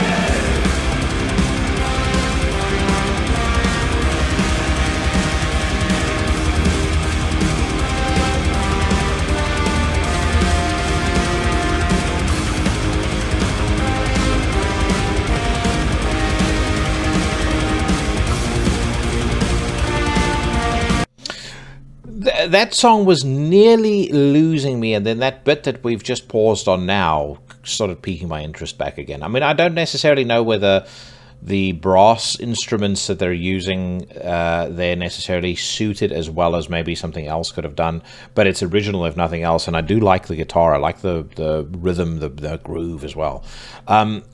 Seer Bliss, for anybody who doesn't know, has been around for quite a long time. They started back in 1993, and the last Seer Bliss record that I really got into was a record called The Arcane Odyssey that came out in 2007. So yeah, these guys have been doing it for a while. It's nice to hear that they have they've certainly been evolving their sound. Like, this isn't a huge departure away from the Arcane Odyssey or from Glory and Perdition, you know, any of their previous records, but there's definitely you can hear them taking small steps forward whilst remaining within the confine of their vibe. But Not quite as impressed with this as I was with the previous track that we just listened to. I granted they are two very, very different styles of music. But it's not bad. It's good enough that I will be interested to hear what the rest of the record sounds like when it drops at the end of June. Yeah, it gets a cautious thumbs up. Sepulchral Curse have inked a deal with Dark Descent Records. It says here, blackened death metal formation Sepulchral Curse and Dark Descent Records are pleased to announce that they have joined forces and signed a new contract. The Finnish five-piece is planning to release their next full-length in late 2024. Statement from the band, it is with the utmost pride that we declare that Sepulchral Curse joins with, or signs with Dark Descent Records and joins their roster of brilliance. We feel as though this was the only natural step we could take on our pathway. Dark Descent and the releases Matt has put through all these years have always been a great source of inspiration and admiration for us. Blah, blah, blah. Our third album will see the light of day this autumn-winter, but more on that when the time is ripe. No new music. I do like Sepulchral Curse, and I like Dark Descent Records. I think it's a good fit for them as far as label homes are concerned. A Squaler grind to embark on a European tour, and you can bet your bottom dollar we'll be reading about at least another 2 members that leave under dubious circumstances within the first month or 2 of that tour kicking off. And then we have Kerry King, who is back with his band, Slayer 2. And they have put out a second single. The single's called Residue. It reads here, Residue, the second advanced single from Kerry King's highly anticipated debut record From Hell I Rise, is out now. You can stream it together with an official music video directed by Jim Laveau and Tony Aguilera. From Hell I Rise drops May the 17th via Reigning Phoenix Music.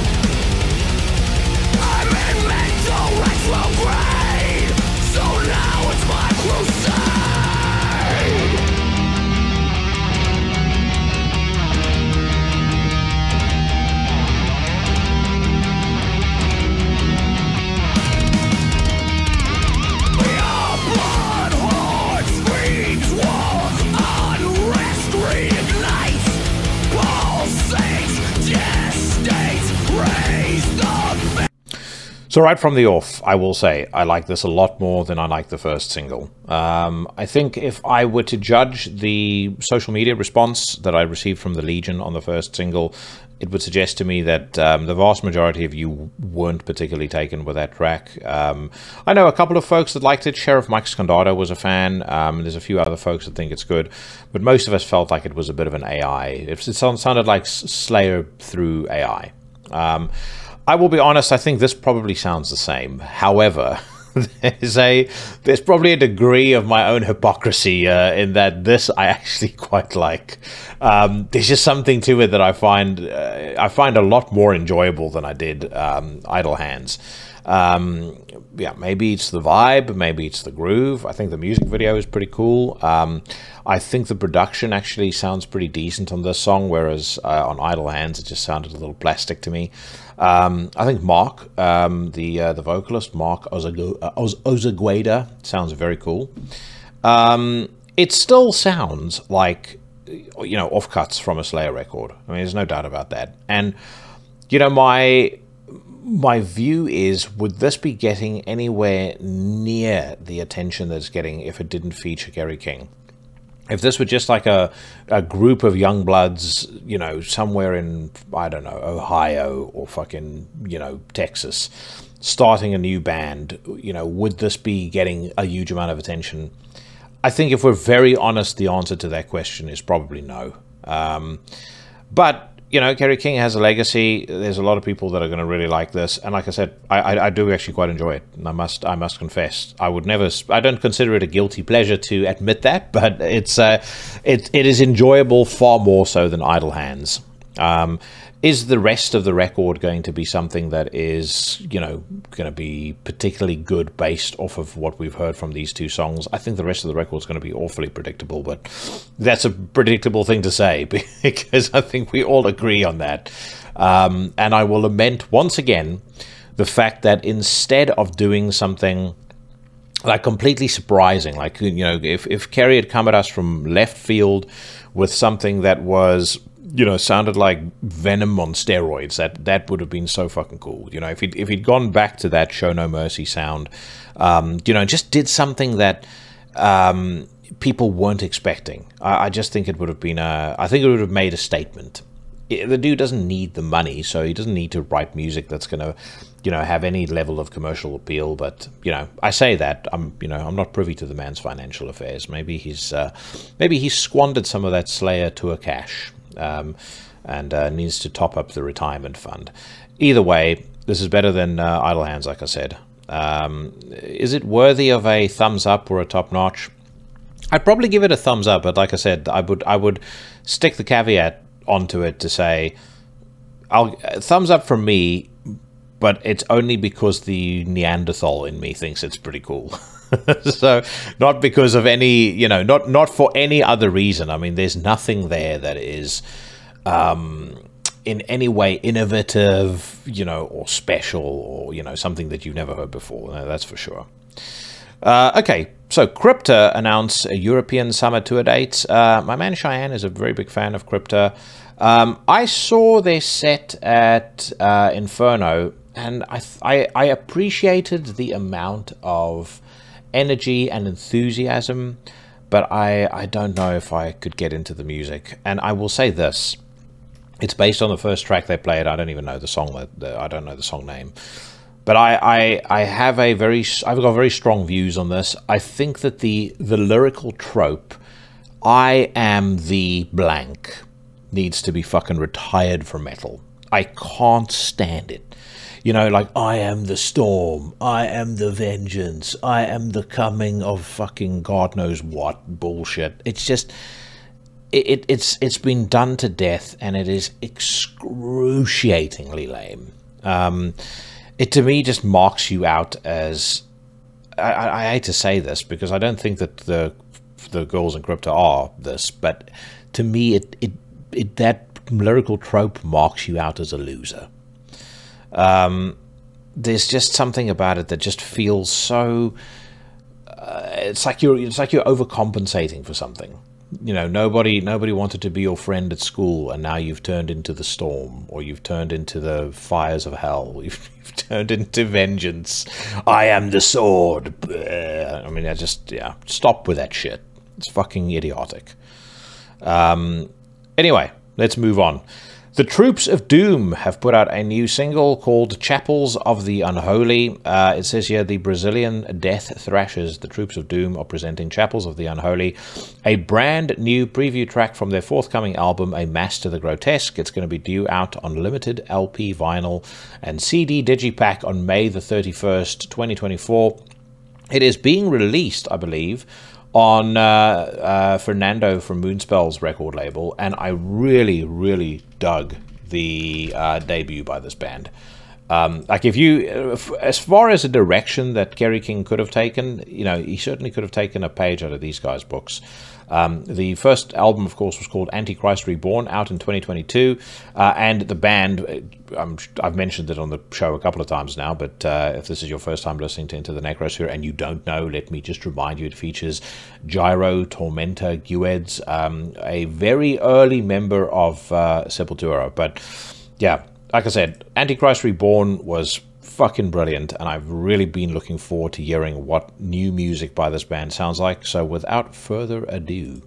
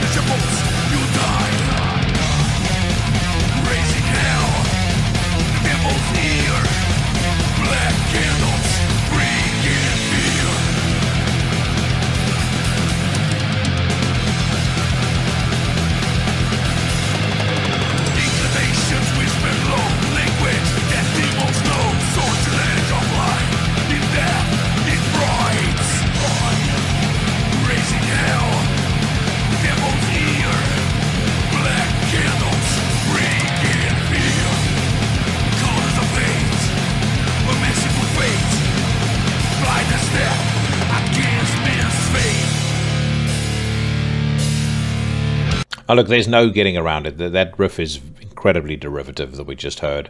Or the main riff that goes through that song sounds like something I've heard at least 10 other bands do. But it's also in the execution that this band's appeal lies, in my opinion.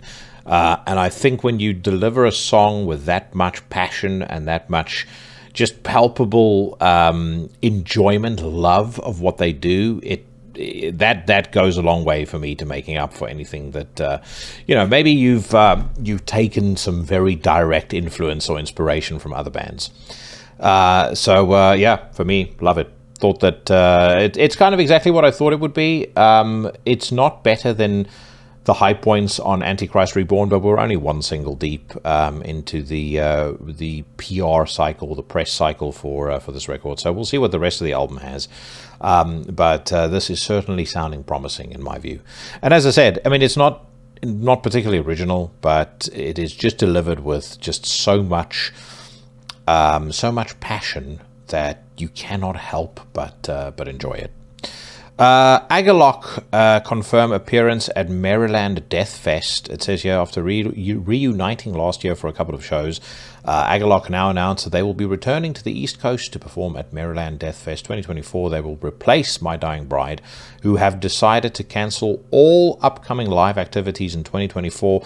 That is a bit of a surprise because obviously we had Andrew on the podcast, and the sense I took away from that conversation is that he's certainly extremely excited about My Dying Bride's new record and about going back out and playing. I did drop him a note and just said, I hope everything is okay. I sure as fuck hope that it's not anything to do with Aaron's daughter. But yeah, let's keep fingers crossed that all is well within that camp, and that it is just simply a matter of, maybe it's logistics, maybe it's business, maybe people, I mean, they all have jobs outside of My Dying Bride, so maybe, a couple of folks have just gotten busy with the old day jobs.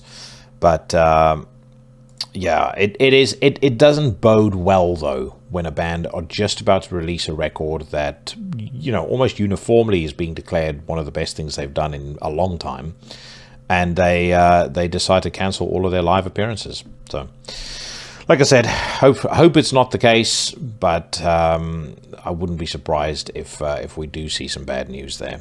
Right, Exodus are releasing a live album in May. It says here, Bay Area thrash titans Exodus are releasing a live album called British Disaster, The Battle of 89, live at the Astoria on May the 31st, 2024, via Nuclear Blast. Around the same month, the band begins recording their next studio album. British Disaster was recorded live on March the 8th, 1989 at the London Astoria as Exodus were touring behind their third album, Fabulous Disaster, and in support of it, the band have released a live video of that album's title track from the concert. Guitarist Gary Holt comments, sometimes something truly awesome drops right in your lap. In the case of Exodus, it was a full multi-track tape reel from our headlining show in London while on tour for Fabulous Disaster. So we thought, let's listen and see what we have, and bam, we were on fire. Pure, over-the-top thrash, 100% live, and as dangerous as ever. We are fucking stoked to be able to release this for our fans. Total mayhem. The track listing is pretty deadly. The last Act of Defiance is what opens us up, and then we've got Fabulous Disaster. Of course, the Toxic Waltz is track number 5. You've got Chemical, Like Father, Like Son, Parasite, Strike of the Beast. If anybody is listening to this that never ever had the opportunity, the pleasure of visiting the Astoria while it was still in existence, you missed out seeing a band in one of the great rooms in all of live music, as far as I'm concerned. I mean, I've seen bands in a fair few different countries now, and there are very, very few places, very few venues that had a vibe quite like the Astoria. Some of my greatest live memories, whether it was seeing Biohazard, Slayer, Akrokaka, Down, just so many bands that I watched there. And when that place was full, and when the guy or the girl behind the mixing desk was on form, very few places could beat it. And it's a real shame that it was taken away, because I think that, for me, I've said this before, when the Astoria was broken down, to make way for that fucking monstrosity they've put in its place. The guts of London was ripped out. I mean, I used to love living in London. I remember back in 2003, there was a chance that I would have to go back to South Africa, and I remember walking down the street, you know, pondering my options. And at the time, like, it was just the idea of having to go back scared me to death because of how much I was just loving the whole vibe of the city. And the city over the last 2 decades, the last decade in particular, has just changed an awful lot. It's the soul of London. I think it still exists in small pockets. If you go to the Underworld in Camden, you know, it's still there. The World's End still has some of that vibe. The Comedy Store in central London in Piccadilly Circus is fantastic. And if you're planning on being a tourist to London at any point, I would massively suggest that you go and visit the Comedy Store one night, because it'll be one of the most fun evenings and also one of the most affordable evenings that you can have. But beyond that, there's some upgrade here and there. The food in London is way better now than it was when I first arrived. I mean, the food scene in London generally is actually pretty incredible. But there's an element of excitement and of healthy danger. I say healthy danger because of the fact that fucking crime is through the roof in London now. But there was like a healthy danger, like a slight whiff of villainy. That's just gone now. Now it's just been replaced by full bore, you know, just fucking scumbags. But yeah, all of that's gone. There was, you know, but I am glad I got to experience it. I'm glad I got to experience the excitement of queuing up outside the Astoria, talking to dudes that were, you know, queued up with me, you know, sharing drinks, sharing laughs, watching as the Christian preachers walked the line and told people to hand over their tickets, which I thought was always fucking hysterical. It's like, we know you're going to sell this, you dumb motherfucker. I'm glad I got to experience that. And for those that never got a chance to experience it, I do feel sorry for you, because I don't think there'll ever be anything like that in London ever again. Anyway, let's hear what the first single off of this live album sounds like. The single being Fabulous Disaster. This one is the title track of the new album, Fabulous Disaster!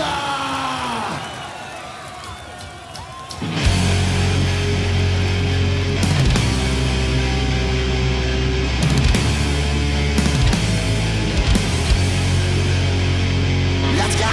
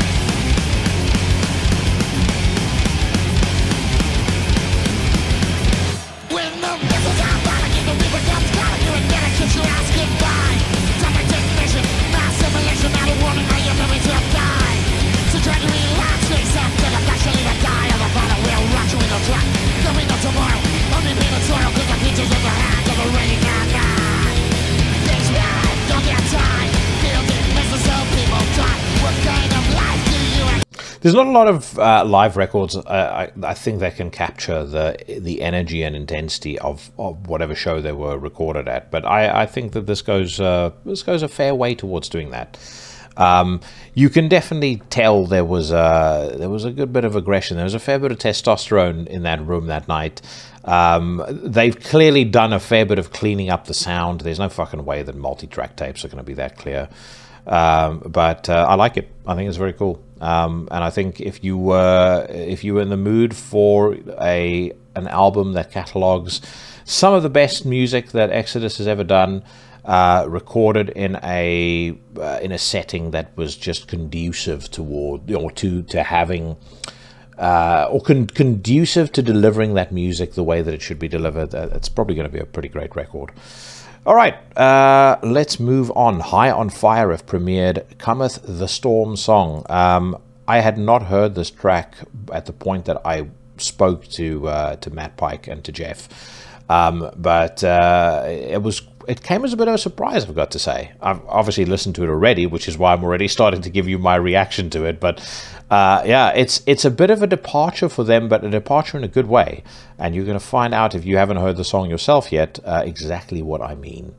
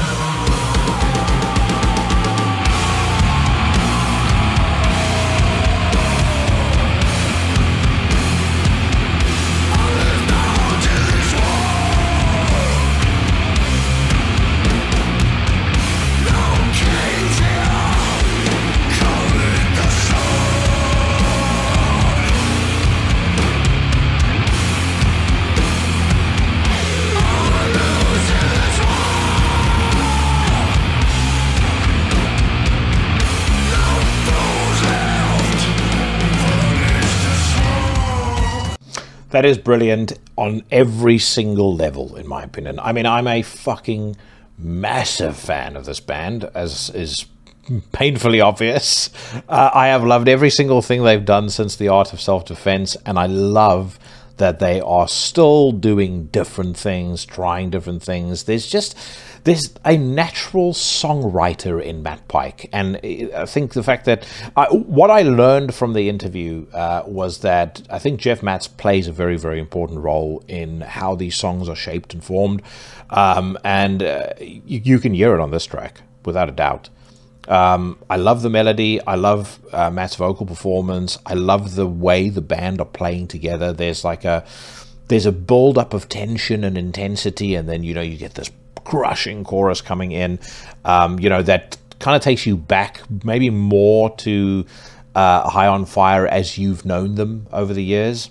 But yeah, I would say, I mean, again, like I said, I don't know what the whole album sounds like, but judging on what I've heard so far, this is definitely going to be one of the best things they've done, maybe since De Vermis Mysteries. I will confess, and I probably should call this out as a warning in advance. Number one, that High on Fire interview was a little self-indulgent because I ended up talking to Matt about the story behind some of my favorite High on Fire songs, my personal favorites, and they're not the ones that always get played live. And if I am being completely honest, I was probably a little starstruck during that conversation, more so than I think I've ever been on the show. But in my defense, I think pretty much since episode 1, I signposted, having Matt on the show as being, one of my dream guests. And you guys know my thoughts on him just as a player and a musician. And he turned out to be incredibly cool. I would have loved to have sat down with him in person, because I think you're going to get a better interview out of him face to face. But yeah, I will also say this. So you'll pick it up from Cometh the Storm, the previous single, same deal. And he has openly said that the new album is a bit of a reflection on what's going on in the world right now. I did try and poke that topic a couple of times, poke the bear, as they say. He wasn't biting. Understandably so, given the amount of fucking shit that erupted when you know, he did let rip, and you know, you had Metal Sucks calling him an anti-Semite and just all sorts of bollocks. So he was a little guarded in that regard, which is why, you know, I think I teased out a bit more through the conversations about those different songs. But I'm very excited for you guys to hear it. And it does now bring me back again to the question about whether or not I put out, at least for a couple of weeks, I put out 2 episodes a week. It's also a case of actually finding the time to, you know, pull together 2 episodes. But I do have a fair bit in the hopper, and I have not. I mean, there's a bunch of other stuff that's coming up as well. So yeah, I don't know. Don't be surprised if there's a Friday episode that drops soon. That's all I'm going to say.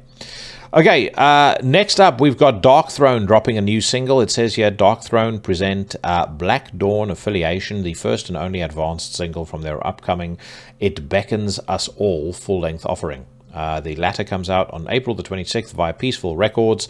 Fenris comments of the song's creation, Nocturno Colto sculpted Black Dawn Affiliation as much as I writhe in woe, trying to describe riffs I did not make. We are certainly rocking hard and dark around a dungeon of slow creator 1986 era riffs. Think Awakening of the Gods or Take Their Lives from the Flag of Hate. All right, we have listened we've listened to a part of the song, because this is actually the same track as the one that they used when they previewed the record a couple of weeks ago, and Sheriff Mike Scandado and I commented on that when it came out, but we are going to listen to it all the same.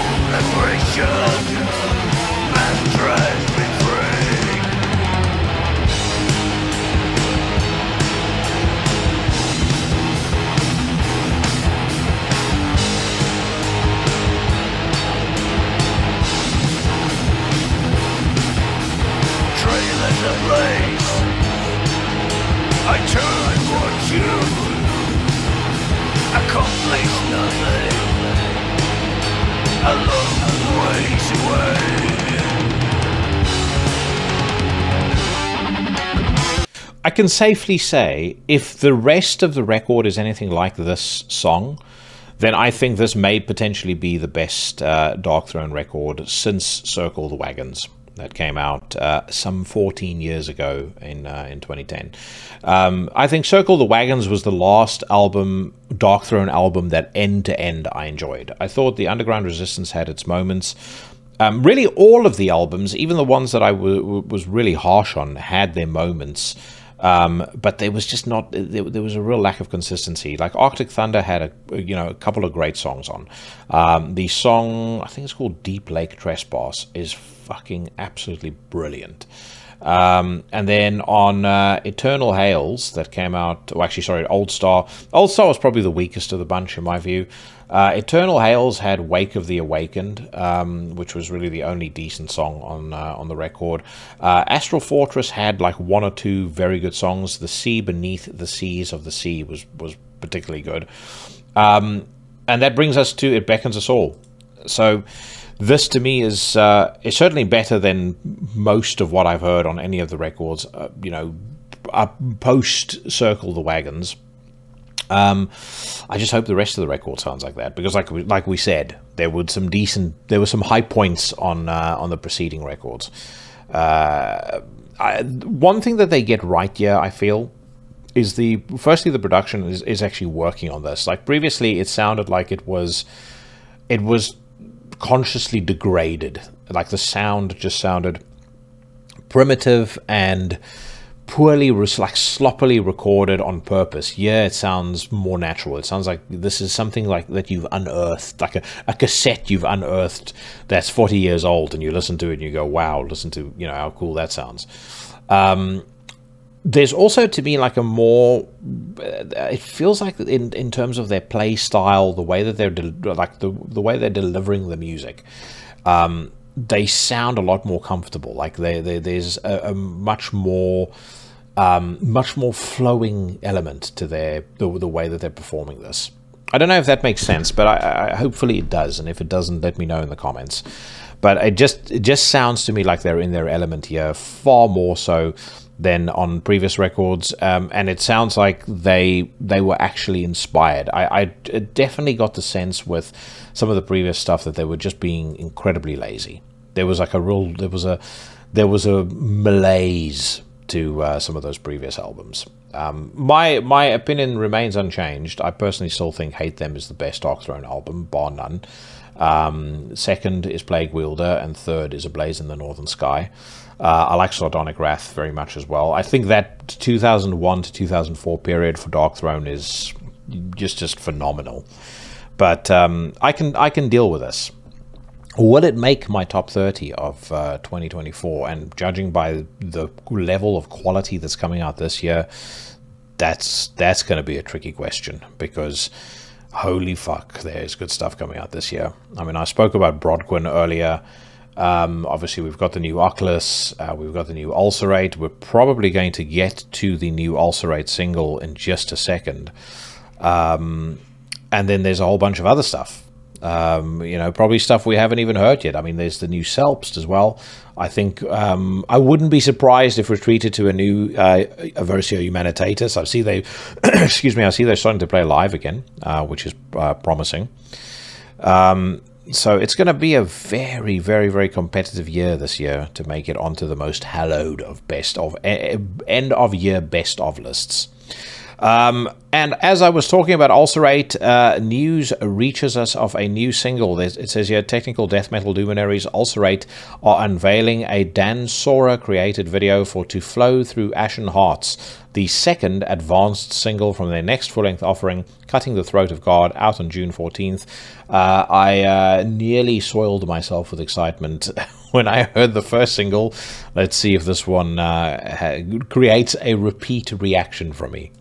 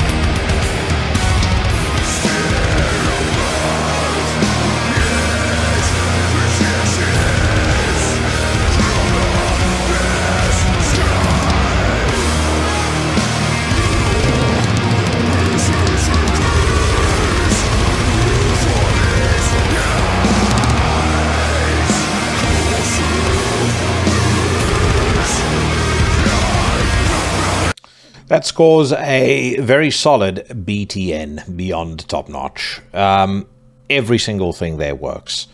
The mood at the beginning of the song, the atmosphere is perfect. I've always loved when Ulcerate do that, when they, they have these moments that are really kind of slow, somber, brooding. To start a song off like that, absolutely fantastic. When it actually kicks in and gets going, it is punishing, it's brutal, it's crushing.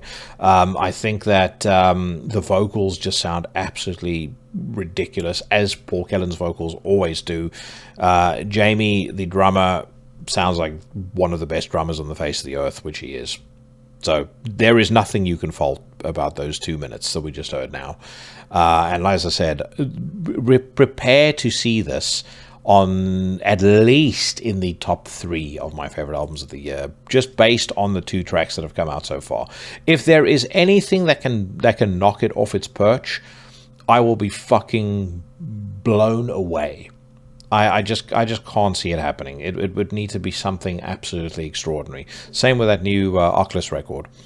Okay, let's do one more song, and let's head over to the Democrats' Guide to Rock Music. Severe Torture are back. They have unleashed a brand new single called Torn from the Jaws of Death. It's the second advanced single from their upcoming music output, and it's available now for streaming, blah, blah, blah. The new album comes out on June the 7th, 2024, dropped by Season of Mist. Let's hear what it sounds like.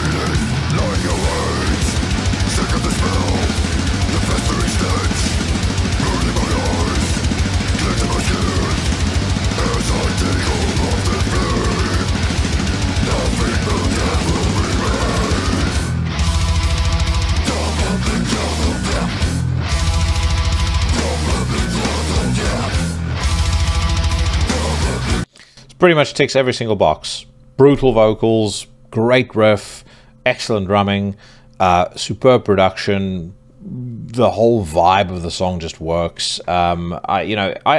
Severe Torture have been around for a good long while now.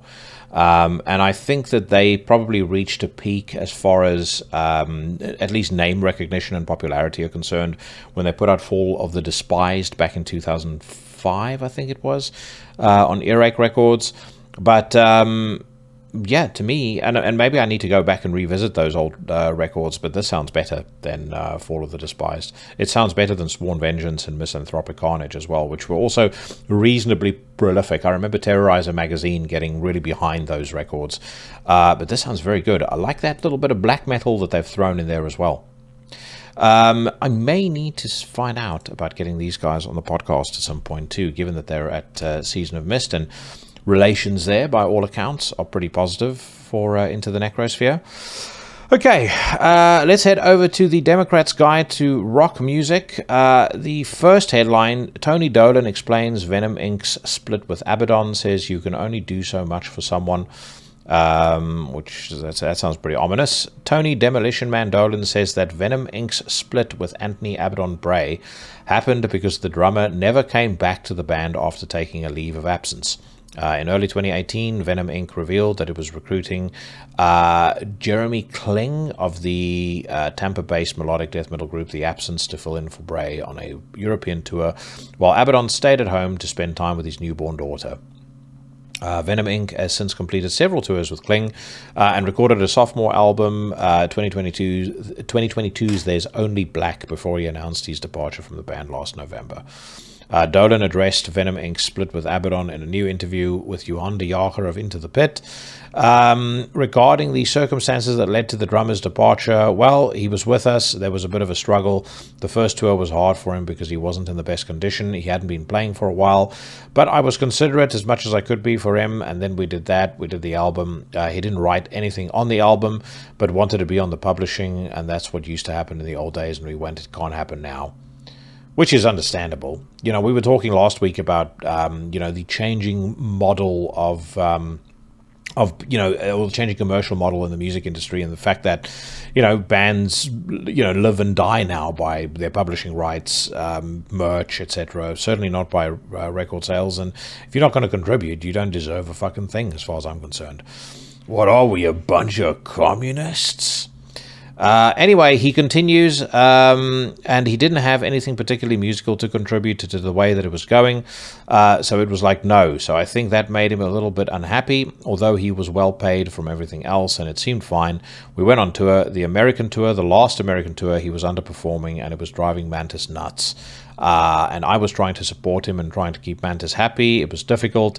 We had a big meeting, and John Zazula, who brought us back out of retirement to manage us at the same time, sat in Testament singer Chuck Billy's basement and in front of Abaddon, and he said, "Do you think he can do this?" And I said, "Of course I think he can do it, but it's not for me to think he can do it. He has to believe he can do it, and I don't know if he believes he can do it." So that's, I think, a perfectly valid position to take. I do think it's just, you know, the fact that some dudes get to a point where this life and this style of music just isn't for them. Physically, it's very demanding. Life on the road isn't fun and easy. You know, certainly not like a lot of people think. Maybe the first couple of tours is fun, but I think after that, it pretty quickly outweighs its welcome. And when you've been a salty dog who is, you know, who's been in the game for a very long time, I think it's very easy to just one day decide, fuck it, I can't deal with this anymore, and go. I don't know what sort of residuals Abaddon would be enjoying from the Venom back catalogue, but I'm sure there's something that's coming in. And between that and the ample social safety net offered by the UK government, you know, he's probably fairly comfortable. Right, next up we've got Glenn Benton on Deicide's Banished by Sin Artificial Intelligence cover controversy. It's really ridiculous, man. In a new interview with the Brutally Delicious podcast, Deicide frontman Glenn Benton addressed the controversy surrounding the cover artwork for the band's upcoming album Banished by Sin. Benton said, as transcribed by blabbermouth.net, "Well, people don't understand that the album cover that we did, it was done with Photoshop and with some AI, but it's a more modern version. It's like Legion. When we did the Legion cover, computers were still fucking new. Nobody knew about anything. Nobody knew anything about three-dimensional artwork or any shit like that. And I was the first person to even fucking fuck with that when I designed the Legion album cover. Now I've been in the computers and all that shit since they all came about. So I may be ahead of a lot of people when it comes to computers. I have 2 iMacs, a MacBook Pro, and an iPad Pro. So I'm a little versed with the whole computer age and in Photoshop and all that stuff. I like to do something different and provocative, and I know the whole AI thing, everybody's up in arms about it, but it was meant to stir. People don't understand. It's a modernization of... It's a sign of the time we're in. People just can't. Their first reaction is like, oh, he's trying to put all of us artists out of work, and I'll be stuck drawing penises in men's bathrooms for the rest of my life. So everybody's up in arms and thinking that it's the end of the fucking world, and it's really ridiculous, man. It's just a form of art and expression, so I think people should really just stop being ridiculous and accept it for what it is, man. It's a sign of the times. I mean, one thing that I'll give him, at least he's not trying to pick a fight with his fans the way that Patrick Mameli did. Patrick Mameli, of course, of Pestilence. I saw Patrick Mameli, by the way, posting a bare-chested selfie on, I think it was the Pestilence Facebook page. I've always had an issue with men who do that, because it reminds me very much, it's got Buffalo Bill vibes.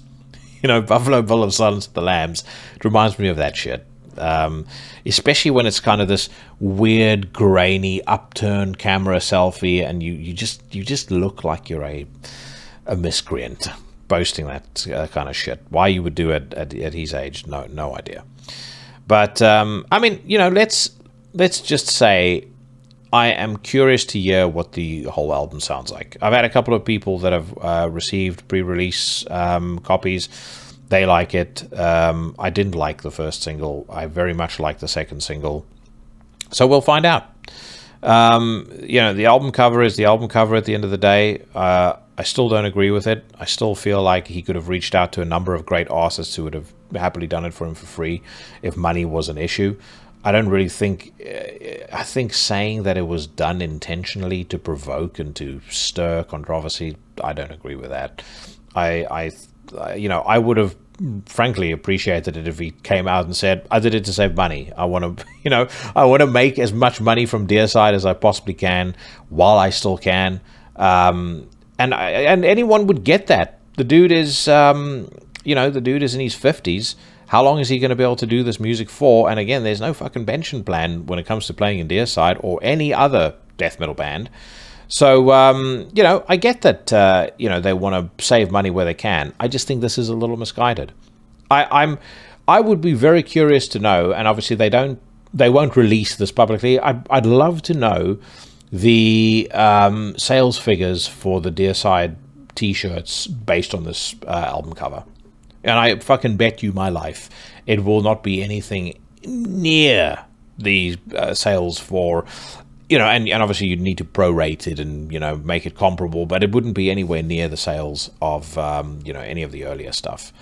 I just don't see that happening. I bet you could start to track them on exactly the same day. As a matter of fact, fuck all the prorating and all that, you know, accountancy bullshit, all that book learning bullshit. You could have Legion T-shirt on May the 1st.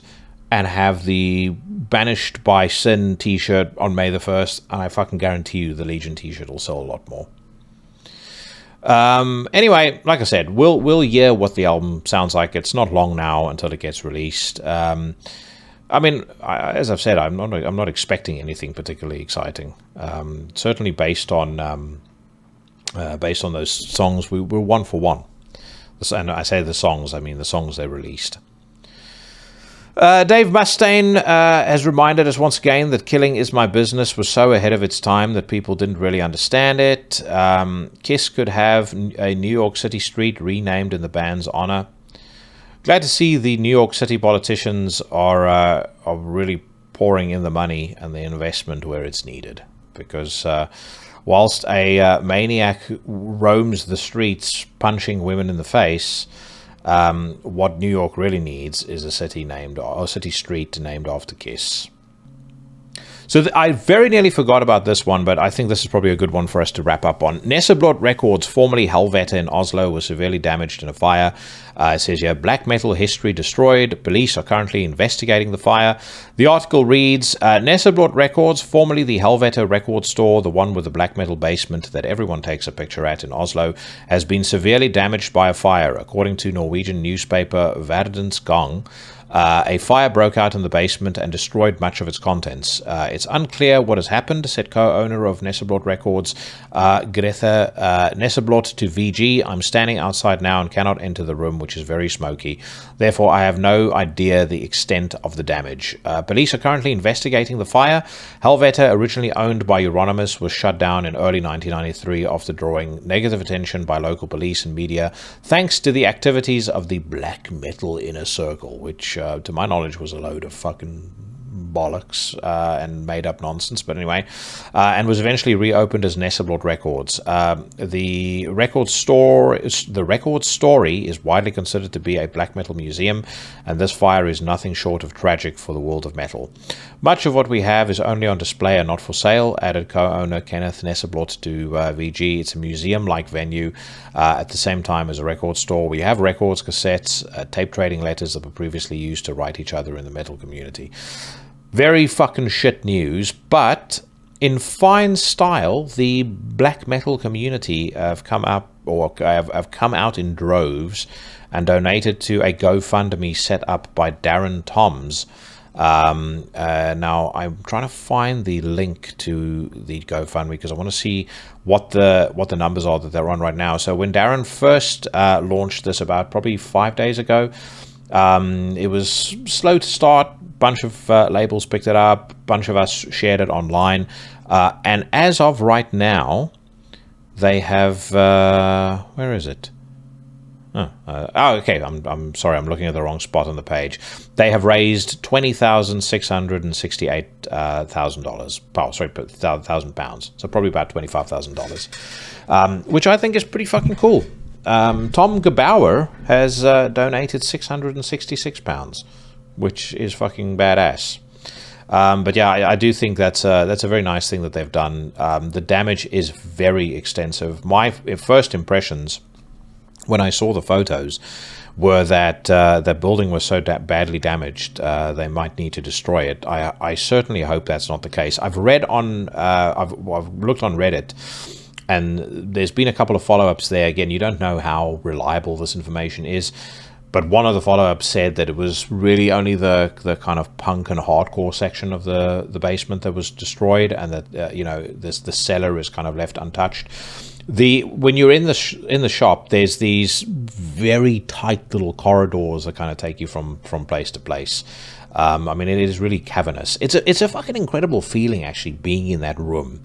There is something to it. I can't put my finger on it, but there is something very special to standing there. You know, and again, I'm thinking that, you know, all of these legends were here previously, and all of this fucking crazy shit was come up with, you know, only 3 decades ago. In that very chamber. But from what I've heard, the black metal room was left unscathed. I just hope, like I said, that the building isn't damaged enough, you know, to where they're going to wreck, or they're going to have to demolish the building. I know here in the UK they're pretty quick to do that. My daughter's mum's house was damaged by fire, and it was there was a part of the house that they had to demolish and rebuild. You know, and it was, you know, just for context, if you're watching this on YouTube, in terms of the damage that I'm looking at, it looked not dissimilar, which is why I had that impression. But very cool of the community to come out and donate money to help these folks get back on their feet, and you know, hopefully it gets to them, and you know, that shop and that, you know, that particular part of Norway continues to thrive. As I said to Cheyenne when we were talking about our experience of Inferno, one of the best parts, and I actually said this, I think, to my man Archaon of 1349 as well, one of the best parts of Norway is just how much they value their musical history, their musical culture. That's one of the most refreshing things about going there. It's not like this fucking country that I live in now, where, you know, like I said, Black Sabbath could play a show, and you know, next door there'll be so little said about it that you'd barely know is happening. They could do a reunion, you know, and the hotel next door would still be playing Spice Girls over the fucking PA. You don't have that in Norway, and like I said, I really respect and appreciate that. I also respect and appreciate everybody who has stuck around until the very end of the news rant, my friends, because we are done for this week. That brings us to the end of another installment of Into the Necrosphere. I hope you guys enjoyed that. Big thanks to SB of Antichrist Siege Machine for his time. Big thanks to Katie at Suspiria PR for making that interview happen. And of course, make sure that you check out Vengeance of Eternal Fire. If you're listening to this podcast in the week that it comes out, it's out this Friday. And it is going to absolutely rip you a new one. It is probably fitting that I waited until the end of the podcast to say this, because I know that it's the diehards that stick around until the dying embers of every episode. But I do want to say once again, with a humble heart, thank you so much for the support that this podcast gets week in and week out. I see a growing number of you who share the podcast with your social media networks. There is greater engagement than ever on episodes that I post, on things that I do on the socials, and all of that contributes to me being able to get bigger guests on the show. So for me, being able to get David Vincent and Matt Pike and all these people on Into the Necrosphere, that's a win engineered by us. It's not a win down to anything in particular that I've done. I think one of the most encouraging things that somebody ever said to me was actually Katie a couple of months ago, saying that the Into the Necrosphere listeners are some of the most engaged of any podcast that she's ever worked with, which means that when we feature a band, when we feature music, you guys go out, you buy the music, and most importantly, you let them know who it is who sent you. And that opens doors like you wouldn't believe. So thank you. And take this as a guarantee. This podcast was started with the intention of giving back to the scene that I love so much and that has meant so much to me throughout my life. Nothing about the attitude, the approach, or the content of this podcast is ever going to change. I'm never going to have advertisers. I'm never going to have a Patreon. You know, other people can do that. That's absolutely fine. You know, I'm not throwing shade at anybody here. But for me, this has to be something that is as pure as I can make it. And as long as everybody keeps loving it, I'm going to keep doing it. So thank you very much. I hope that you guys have a fucking great week ahead of it, or ahead of you, whatever it is that you're doing, wherever it is that you are. Stay safe, stay healthy, and I'll see you bad motherfuckers with David Vincent joining me on Mean Street Studios next week.